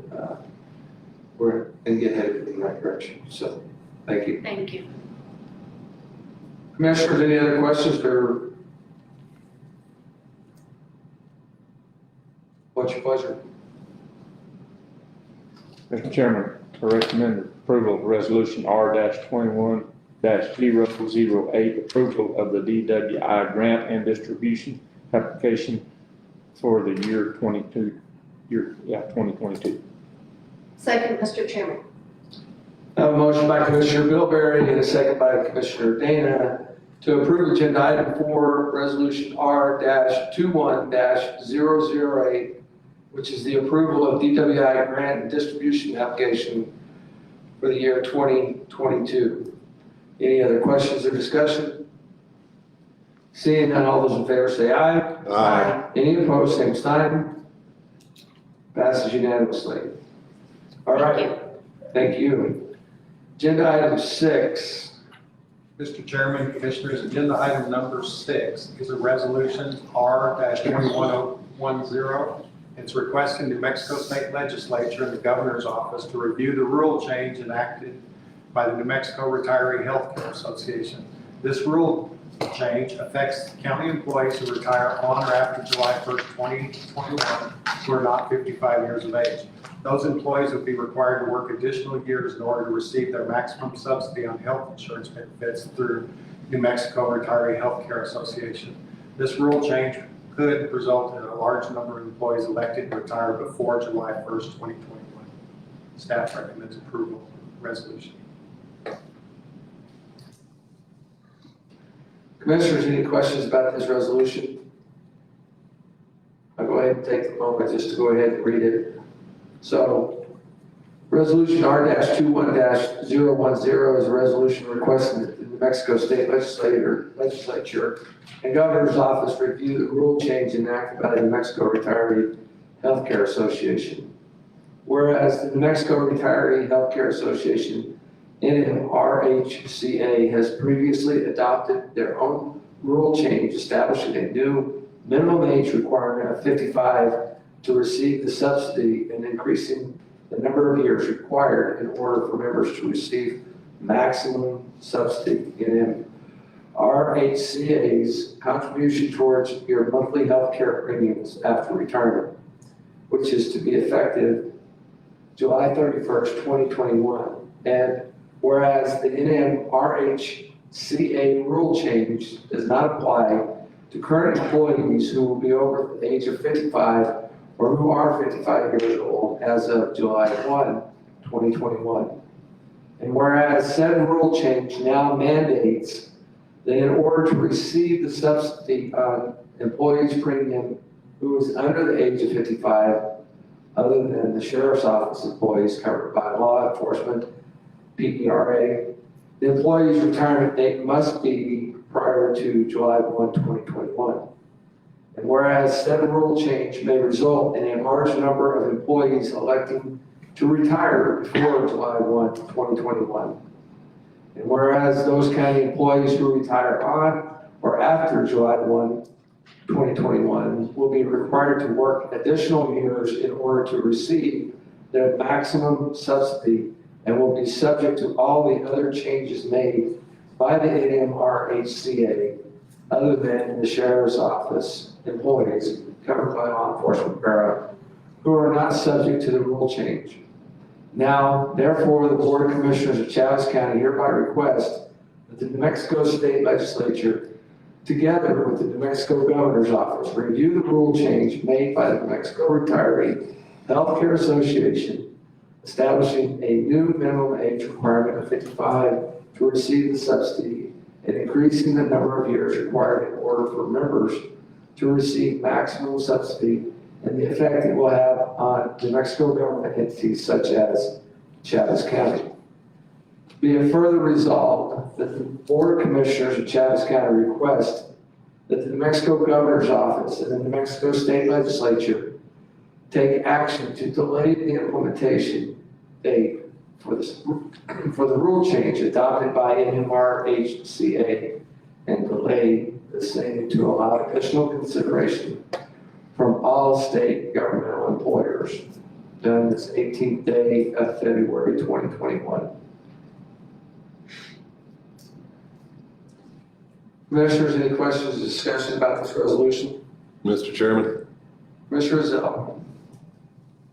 I assume everybody noted the typo in the third whereas, where Yes. must be is all one word. Yes. Okay. I had a hard time reading that.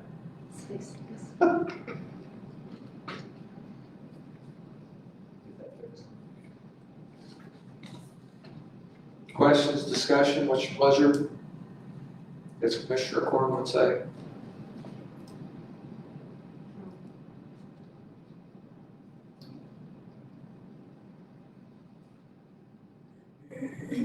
Mr. Chairman, I move approval of Resolution R-21-010. Second. Got a motion by, okay, commotion. Commissioner. Okay, I have a motion by Commissioner Zell and a second by Commissioner Taylor to approve agenda item 6, which is resolution R-21-0110, requesting that the New Mexico State Legislature and the Governor's Office review the rule change enacted by the New Mexico Retiree Healthcare Association. Any further questions or discussion on this resolution? Seeing none, all those in favor say aye. Aye. Any opposed, same sign. Passes unanimously. Mr. Chairman, Commissioners, agenda item number 7 has to do with selling 318 North Main Street in Roswell, New Mexico. We've acquired the property over 10 years ago. The New Mexico State Legislature awarded the county the funds to purchase the property for the Energy Library. The Energy Library used this property as storage until last year when they digitized the majority of their records, and as such, they no longer need this property. The county desires to sell the property and put it back in the tax rolls. We had an appraisal done by Lowry Property Advisors LLC, and the appraised value of that property is $185,000. We had a purchaser come forward who has agreed to pay the appraised value. Once the commission approves this resolution, the staff will forward the documents to the Board of Finance for final approval. Staff recommends approval of resolution R-21-011.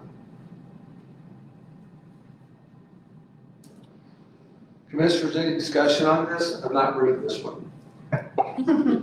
Mr. Chairman, Commissioner Zell.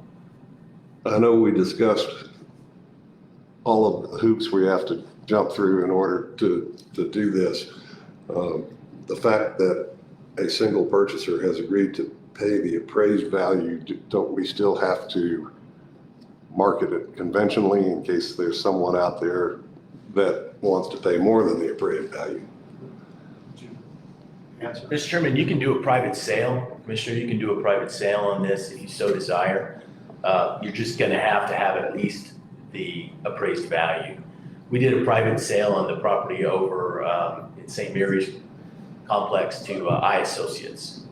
So it's up to you if you guys want to accept this and go forward, or if you want to have us put it out for a bid, we could do that too. Mr. Chairman, Commissioner Zell, I do want you to know that we've had inquiries on this property pretty much every year since I've been here. People are always wanting it back on the tax rolls. It's one of the biggest arguments that we get. But when they moved out of this property, we initially got a request from someone to buy it just prior to that, just coincidentally did that. And then throughout the year, I've kept track of every person who has called wanting to lease it, wanting to let us use it for a community project at a reduced rent rate. People have asked to purchase it. There were 2 people that wanted to purchase it. The first people have decided not to extend an offer. The second person who requested purchasing it did move forward with an offer. So I do have all that background documented. Thank you. Mr. Chair, Commissioner Zell. I move approval of resolution R-21-011. Second. I have a motion by Commissioner Zell and a second by Commissioner Bilberry to approve agenda item 7, which is resolution R-21-011, authorizing the county to sell the property located at 318 North Main Street in Roswell, New Mexico. One of the things that I like about the fact is that they're willing to pay $185,000, and that's I think a good value for that property. And considering the fact that the property that we used to own, the Fisk building, that ended up the city wanted and traded with us. If my memory serves me correctly, the city sold this building for around $35,000. That's my understanding, $35,000. Okay, so I think we're getting a good value in getting this back onto the property rolls also. So I appreciate the work that's been done here. So any other further questions or discussion? Seeing none, all those in favor say aye. Aye. Any opposed, same sign. Passes 5-0 unanimously. Mr. Chairman, Commissioners, agenda item number 8, we mentioned it last month, that each year the Board of Commissioners are appointed to serve on standing committees. The appointments run from January the 1st to December 31st of each year. The following is the list of the committees on which the Commissioners must serve. It's Finance, Investment, Road, Detention, Facilities, Fire, NMC Legislative, NACO Legislative, IHC, DWI, extraterritorial zoning. I was gonna do that. Travis County Lands, Economic Development and Planning, Southeastern New Mexico Economic Development District, Coalition of Counties, Arizona, New Mexico, Special Projects, and the Chamber. Approval is requested for the appointments of the commissioners to the 2021 commission committees, which you have a list. Commissioners, any questions on the committees? Anybody want to trade? Be on the ETZ authority? You're the chairman, you can't do that. No. I tried to sneak Commissioner Taylor onto the DWI, but he called me out on that one.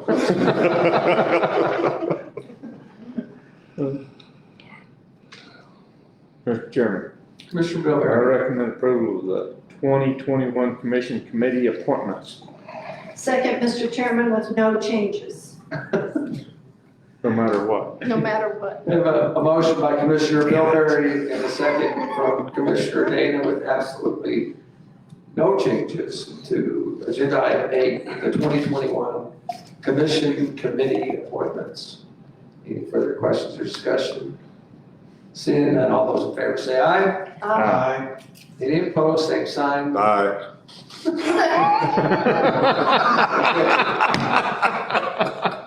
4-1.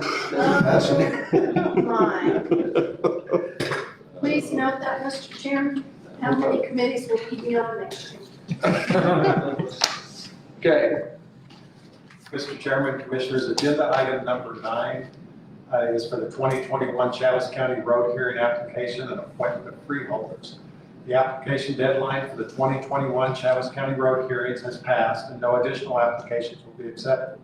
3 freeholders must be appointed to view the county roads and to make a report thereof to the Board of County Commissioners. The following individuals have been nominated by staff: Cody Ratton from Roswell, New Mexico, Janet Lassard from Roswell, New Mexico, Wesley Billy from Hagerman, New Mexico, with an alternate of Cliff Wade from Hagerman, New Mexico.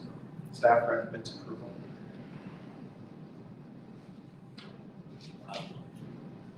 Commissioners, is Cliff Wade sitting back in the corner? Yep. Cliff, thank you for being here. Appreciate you stepping up to be an alternate in case somebody falls off the plate here. So, Bill, are you sure that these freeholders? I think they represent the community well, and we don't have anything particularly contentious this year, so I think it's going to be a slam. They're gonna have to drive all over Chaves County like we have done in the past. No, it's a pretty compact group this year of roads. We don't have to go to Boot Hill, we don't have to go to Vaughn, and we don't have to go to Tatum, which we've done in years past. That's We still get a burrito though. You do get the burrito, and I will make sure that you get yours first this year since you got shorted He last gets year. 2 burritos. And I also wanted to mention that Commissioner Corn, when asked if he would be a freeholder, said, no way. Slams the door in my face. It was a not no, but Yes. Kind of near enough. Mr. Chairman, I recommend approval of the 2021 Chaves County Annual Road Hearing applications and appointment of freeholders. Second. got a motion by Commissioner Bilberry and a second by Commissioner Rozell on agenda item 9, which is 2021 Chaves County Annual Road Hearing applications and appointment of freeholders. Bill, there's a real quick question, or do you have one? Nope. Any question about anything that you see in the applications that have been put in? on these road areas? No, everything looks like it's gonna be pretty smooth sailing. We've got a few new roads in Buena Vida again, and as you know, their roads are always in real good shape. And it's great to take those on into the county road system. The vacations, the road department has asked for 3, I believe, this year. We also had a homeowner that they own all the property. They're just driving across their home property to get to their house. We definitely like to not maintain those types of roads. So everything looks pretty easy this year. Okay, and I think Commissioner Bilberry and Zell, I think you guys, just your first year when we went out and looked at that property with Conley and Nesselrod. Yeah, Nesselrod. So they're coming back to, I think They're they're unified. they're unified. Oh, they're Yeah. unified. Yes. That's right. So Anyway, so you'll see that. I believe this is the 4th time that that's been brought forth, hasn't it, Stan? And this is the first time that everybody's unified. We'll see if it. Is there something we don't see or? Who can we stir up to make it controversial? Well, the city will object. Okay, They'll object to that. At least they did last time. They did last time. Yeah, maybe they won't. Well, and Bill Morris, who's in charge? Yeah. Who's taking Bill Morris's place? I'm not sure that they filled that Yeah. position. Bill is the one that rejected last time. Yeah. Yeah. Oh, anyway. We already voted, no, that's just further discussion. Okay, any other discussion on agenda item 9? Seeing none, all those in favor say aye. Aye. Any opposed, same sign. Passes unanimously.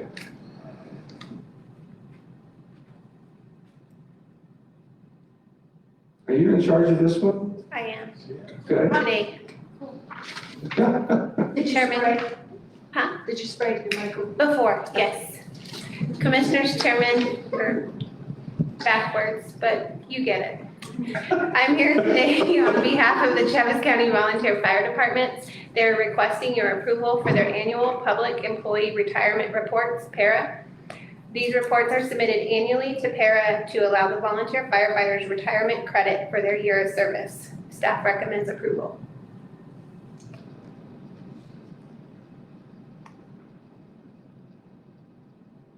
Commissioners, any questions for Elise?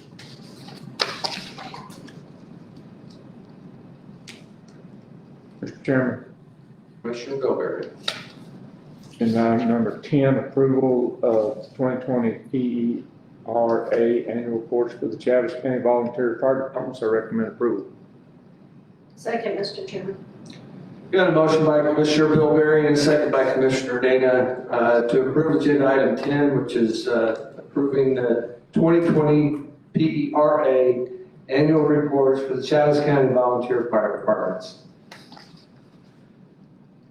Commissioners, any other questions or discussion on it? Mr. Chairman, Commissioner Zell. this is just a report of the active members of each of the volunteer fire departments. Well, it has their active and inactive, and when I say inactive, there are certain requirements that each member has to meet in order to get their actual year of service credit. There are several members that we are reporting that do not get the credit this year. That credit is determined by the chief of each department, based off of their members. So it's not anything our CFO needs to bless, right? No. Okay. Not Thank you. that I'm aware of. Right. I mean, it's days and hours, it's not dollars. Yes, Perfect. yes. Any other questions or discussions for Elise? Seeing none, all those in favor say aye. Aye. Any opposed, same sign. Passes 5-0 unanimously. Thank you. Before we go to approval of checks, Annabelle, tell us about our surprise and our gross receipts. Please. Mr. Chairman, Commissioners, we did receive our gross receipts for February 2021 yesterday morning. This is actually for the activity for December. It's for the approval month for December. It was received in February. We did have a 7.14% increase compared to last year. However, as we look at the comparison from year to date compared to last year, Just want to make sure I put that in there that we do have a decrease of 6.30%. So year to date, we're still not doing as well as we were last year. However, for this cruel month in December, we did. But what's interesting is under the whole harmless, of course, with this law that it's supposed to be dropping in payments every year until 2029. For February, we did have an increase of 16.87% or $9,930 more than last year. I always put this whole harmless a little bit separate because at times the state throws those adjustments in there. We've inquired before of what exactly the adjustments are for. They never quite give us an explanation as to what it is. They just say it's an adjustment that was done for the month. So I can't really speak for the whole harmless why there's an increase there. However, looking at the activity, the one that had the major increase in activity was construction. It was $10 million more than last year. I did speak to Louis yesterday a little bit regarding any kind of activity that we've had. So far, it seems like there's a lot of solar projects going on. And I don't know if maybe you've noticed also on some of these resident homes, we've actually had solar panels up on the roof. So that is one of the contributions to this construction, as well as new homes. I know in Briar Ridge area, there have been also constructing new homes. So I think this is one of the biggest contributions to that activity and construction. And also the administrative and support and waste management is another increase that we've had, as well as utilities. On the decrease side, we've had, of course, retail trade, the accommodation of food services, and healthcare and social assistance have been decreased for the month of December. So I can't really quite tell, which exactly the businesses are. DFA doesn't show the full detail of that, but we can see it by industry, and that is attached on the very last page here that compares from 2020 compared to 2021. Thank you. Commissioners, any questions for Annabelle?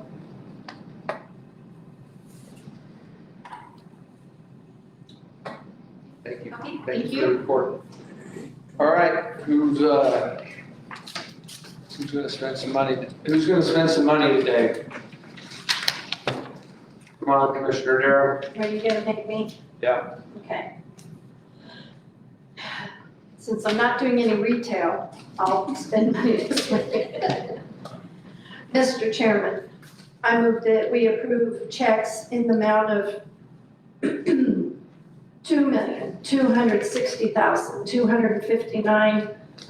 $2,260,259.80, please. Second. Let it count. The count is like pulling teeth.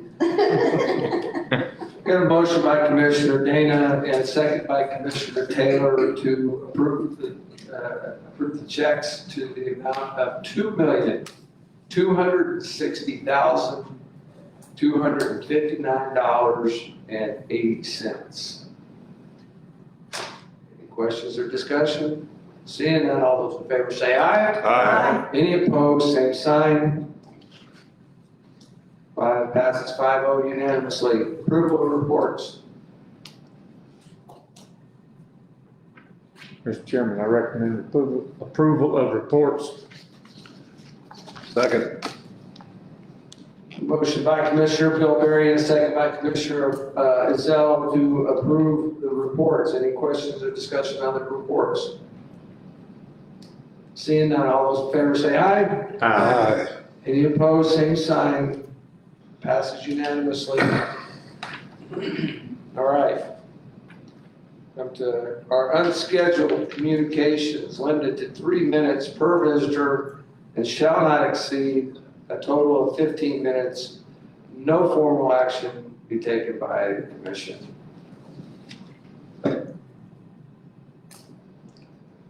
Ms. Elise. I'm here on behalf of Miss Rita. Could you? From very state your- narrow- Okay, you're good. Thank you. Unstriped, not plowed, very slippery Mark Road. Keep Travis County Beautiful is applying for a $5,000 Keep America Beautiful grant for trees. Only 10 grants are awarded. When she has the final disposition, she will be in touch. She also says as soon as the regular cup schedule is out, she will get with each of you to pick your teams. How many skunks? Go Cardinals. She did not say how many skunks, but I can't say what she says because I'm not a Cubs fan. Well, out there, Facebook land, thank you for all you do for Chaves County, Ms. Rita. Anybody else? Okay, this is on me now. Elise Klein, 2303 West Veranda Road. I just wanted to remind you guys, this Saturday, the 20th, from 10 a.m. to 12, there will be the Polar Plunge for Hope, with all monies benefiting Travis County Cancer Fund. And it's $20 to plunge for hope. We hope you guys come. And it will be at the Roswell Rec Center. Nice water. Thank you. Well, nice pool, warm pool water.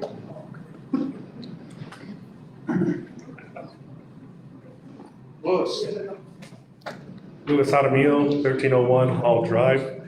The Census Bureau put out a recent notice. It says the U.S. Census Bureau announced on February 12th that they will deliver the public law 94-171 redistricting data to all states by September 30th. The What? original September 30th. The original planned date was March 31st. The redistricting data includes counts of population by race, ethnicity, voting age, housing occupation status, group quarters population, all the census block levels. Just wanted you to know. Mr. Chairman, that puts redistricting off. Yeah. Really is pushing it. They will. Because people start filing, Well, you're gonna have to rush, I mean, Yes. especially for our state legislators, yes. okay? In preparation for the delivery of redistricting data process, the Census Bureau has been in close coordination with each state's official nonpartisan liaison to understand the impacts of the delayed delivery on the individual states.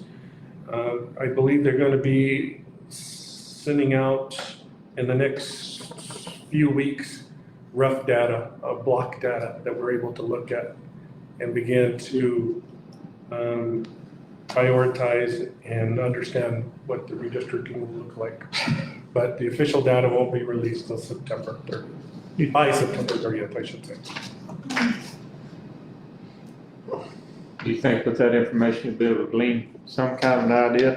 I hope so. I've looked at other states that their data has already been released. They seem to be positive with it and they're going forward with it. But there are going to be some adjustments made at the last minute, I'm sure. One of the biggest fights right now with the Census Bureau and other states is the correctional facilities, considered group quarters, that are affecting redistricting. They're wishing to get those in some kind of separate code so that it doesn't affect the redistricting process. Many states out there have a number of correctional facilities just in one location that causes a huge issue with that, so. Mr. Chairman, Louis, that brings up, did the Census Bureau go out to the correctional center and Yes, how? they're So considered. they're counted out at the correctional Yes. center, not where they reside. Correct.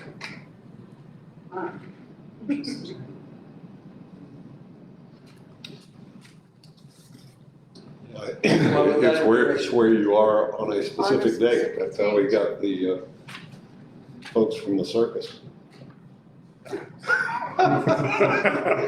Yes, we did get the folks from the. Yeah, we did. We did. Cool. With that information, that makes me really wonder, we may be totally redoing the census. They're planning on releasing all of the data to all of the states in one instance. not enough low-base. That's gonna be rough for those that assist us in our district, because they're gonna be scrambling to help everybody. Yeah, no, there's no doubt about that. That'll make things really interesting up in Santa Fe for redistricting, so. Anyway, thank you for that information. All right, anybody else? Miss Rita did say no skunks, and she sent me an emoji on Facebook sticking her tongue out at me for not being a Cub fan.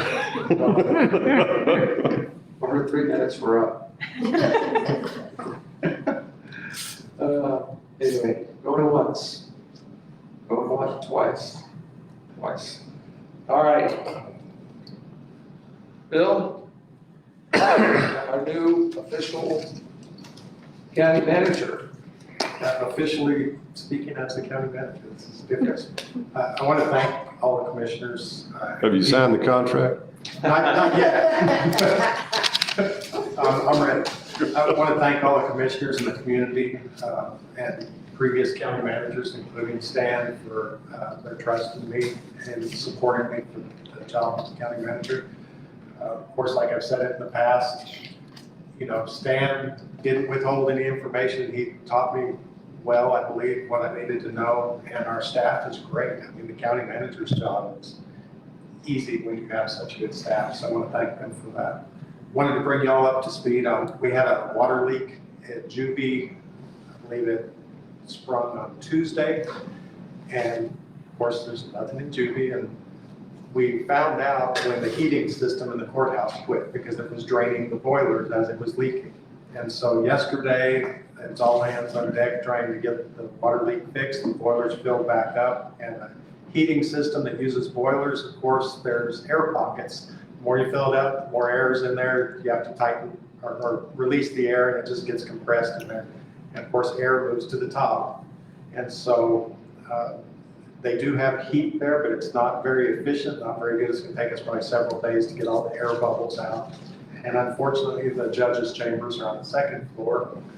The only place that would be worse is the third floor where no one resides. And so we apologize to them for the inconvenience, but we are working on getting that all fixed back up. We had our final meeting yesterday with the Airport Authority Steering Committee, which members of the community, city and county managers were there. We are ready to make our recommendation to the City of Roswell Legal Committee. We've been invited, the entire county commission has been invited to attend on February the 25th at 3:55 rather than 4 because we need you guys to be able to commence the meeting just prior to their meeting so that we don't interrupt that. But we've all been invited, all the city councilors have been invited to be present at that meeting to discuss the recommendation that the Airport Authority Steering Committee is going to be putting forth to the legal committee there. And also, I got a text during this meeting from Mike McLeod from XL Energy, and he reported that we are down to EEA 0. Number 3 is the highest rating, which is what caused the blackouts or caused them to have to do rolling blackouts. Yesterday, we were down to 2, and today we're down to 0. So they're still being cautious and conserving energy where they can, but it looks like maybe we're beyond the worst of that. And that's all I have, and thank you again. I appreciate your support. Bill, what was that date? Again? February the 25th, we'll be sending out the calendar invite to everyone. Wait for the day. Okay. Bill, thanks. Thank you. Commissioner Taylor. Stay warm. But what I'd like to do is urge everyone, please get your vaccination so we can get things opened up again. I normally do our business and personal fly many times during the year. And last week was probably the first time in a year that I actually was able to use the American Eagle flights.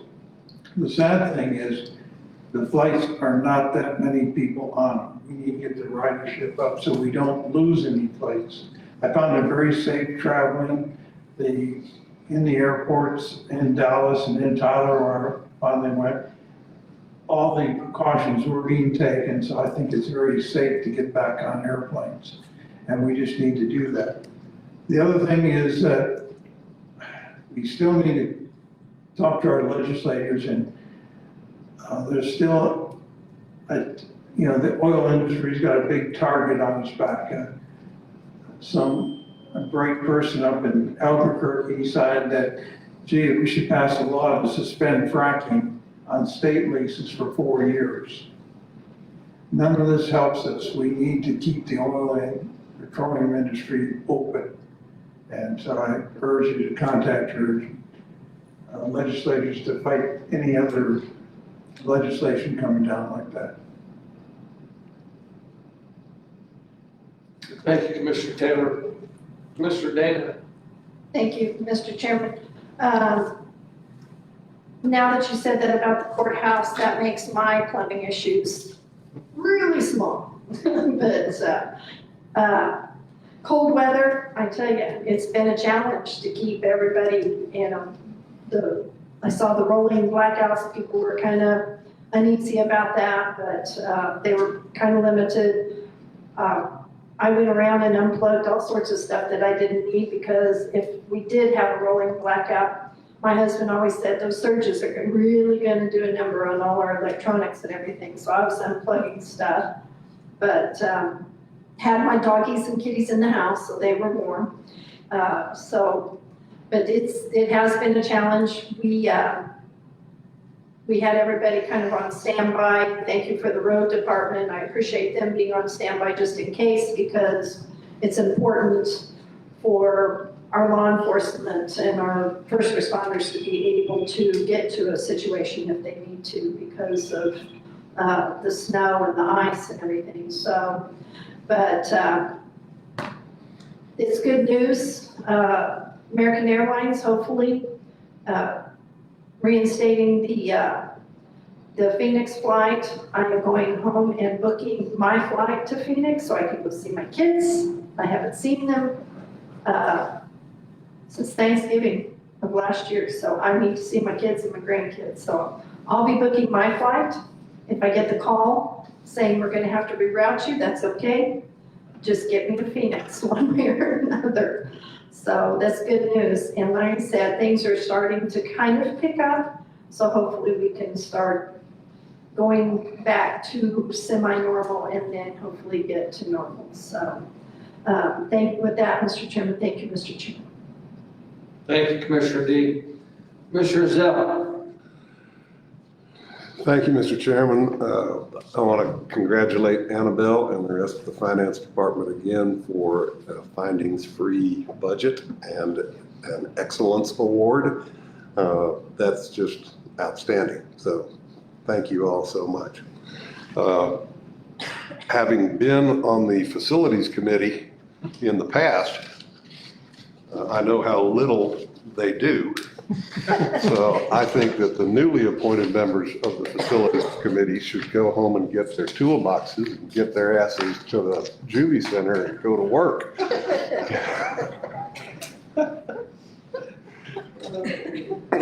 And I want to welcome our new county manager. I think I speak for the entire board in saying how much we have enjoyed having you work for us, and I hope we have the same good relationship now that we work for you. That's all I have, Mr. Chairman. Thank you, Commissioner Zell. Commissioner Bill Berry? Thank you, Mr. Chairman. Reflect what Calder said, Bill. I'm really glad to be part of your team. And about the Facilities Committee, I've got PVC glue and some pipe parts and a couple I knew you would. of pipe wrenches and whatever. I need some help, but I'm not on it anymore. You have experience, you can be my apprentice. Mr. Chairman, can I say I'm a little concerned about a rancher doing repair work? If Balin wire won't fix it, we're gonna be in trouble. It's all right, I've got a new invention, it's called gray tape. There you go. WD-40. That's it, you got it. Annabelle, thank you for all your hard work and your whole department, everything y'all do is outstanding. So congratulations. And Sheriff's Department, and you guys be safe out there. Thank you for what you do, all of it.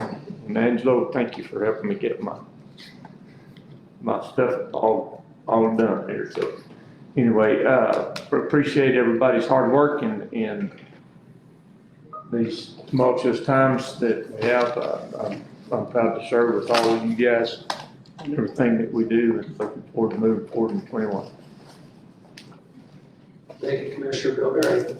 All right, everything that the commissioners have said, I mean, everything from all the folks that work with us, and we work all work together, we make a great family. And Bill, congratulations. I think hopefully you'll think that in the coming years, and we would appreciate you stepping up to the plate for Chaves County and take over the reins for the county manager.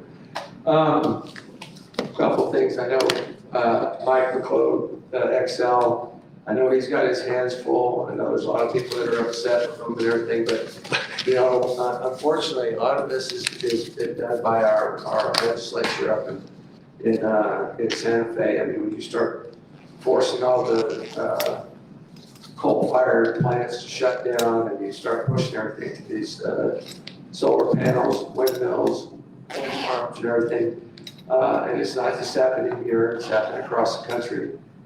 We just got a taste of the issues that if you can't have a good combination of all sources of fuel, whether it's fossil fuels or renewables or wherever it may be, that you have the issues that we have experienced over the last 5 to 6 days. And a lot of it has to do with having to work within the Texas power grids and stuff. So I know Mike will probably be here next month to kind of give us an explanation. But it's a tough situation, and then you've got the plan for everybody to be into electric cars by 2030 or 35 or whatever that year is. Just imagine having to try and fuel all your vehicles with electricity when you can't even heat your. So now you have to make a choice on whether you need to go somewhere or whether you need to stay home or wherever. So we've got quite the conundrum coming at us in the future. I think that, you know, along with some of the concerning news that's coming out of Santa Fe, I mean, they've dropped 700 bills up there right now in a 60-day session where people can't get there to pay attention. And I can only imagine the bills that are going to be signed by the governor and how detrimental they will be to the state of New Mexico when all is said and done. But on the positive side of that, and I know that Commissioner D, you were a little concerned about funds and things like that. It sounds like that they have a lot more money than they had anticipated. And so I think that there's a very good chance that we're going to get another $5 million to help create economic development out at the Air Center. And I think that we're at the top of the list to finally get 380 from Chaves County to the Texas line, at least with passing lanes. I mean, that's something that we pushed for a long time, and everybody's always pushed for 4 lanes. But if we can get just to what some people call Super 2s or whatever, but passing lanes every 5 miles, not only is it going to be great economically for us, but safety-wise, that road is as dangerous as they come in the state of New Mexico with the traffic that we have. Coming and going, Ruidoso, everywhere else, and that section right there from Roswell to the state line, I know there's been numerous accidents, fatalities, and everything else, and so I think it's about time that comes to fruition. So I really think that that's going to happen. I don't want to jinx it or anything, but I think we're finally there with that particular deal. And I think that the other projects that we've put on our ICIP have strong possibilities of getting done. So I'm excited about that. I ran into my mail carrier this morning as I was coming to the commission meeting. And apparently, everybody's mail and packages are blockaded over in Lubbock because everything has to go through Lubbock to come to Roswell because of the weather. So get ready for your mailboxes somewhere in the next few days to explode with all your mail and any packages you might have. So that being said, God bless you guys. God bless America. Be safe out there. February, we're almost done, and we'll look forward to seeing everybody at the City Council Legal Committee meeting to hear a report from our airport task force that has done yeoman's work on putting together a plan to try and do some great things out there at the Air Center if we can get there. Commissioners, though, tell your wife to be safe up there and keep fighting the fight for us down here. I actually got to see her for Valentine's Day.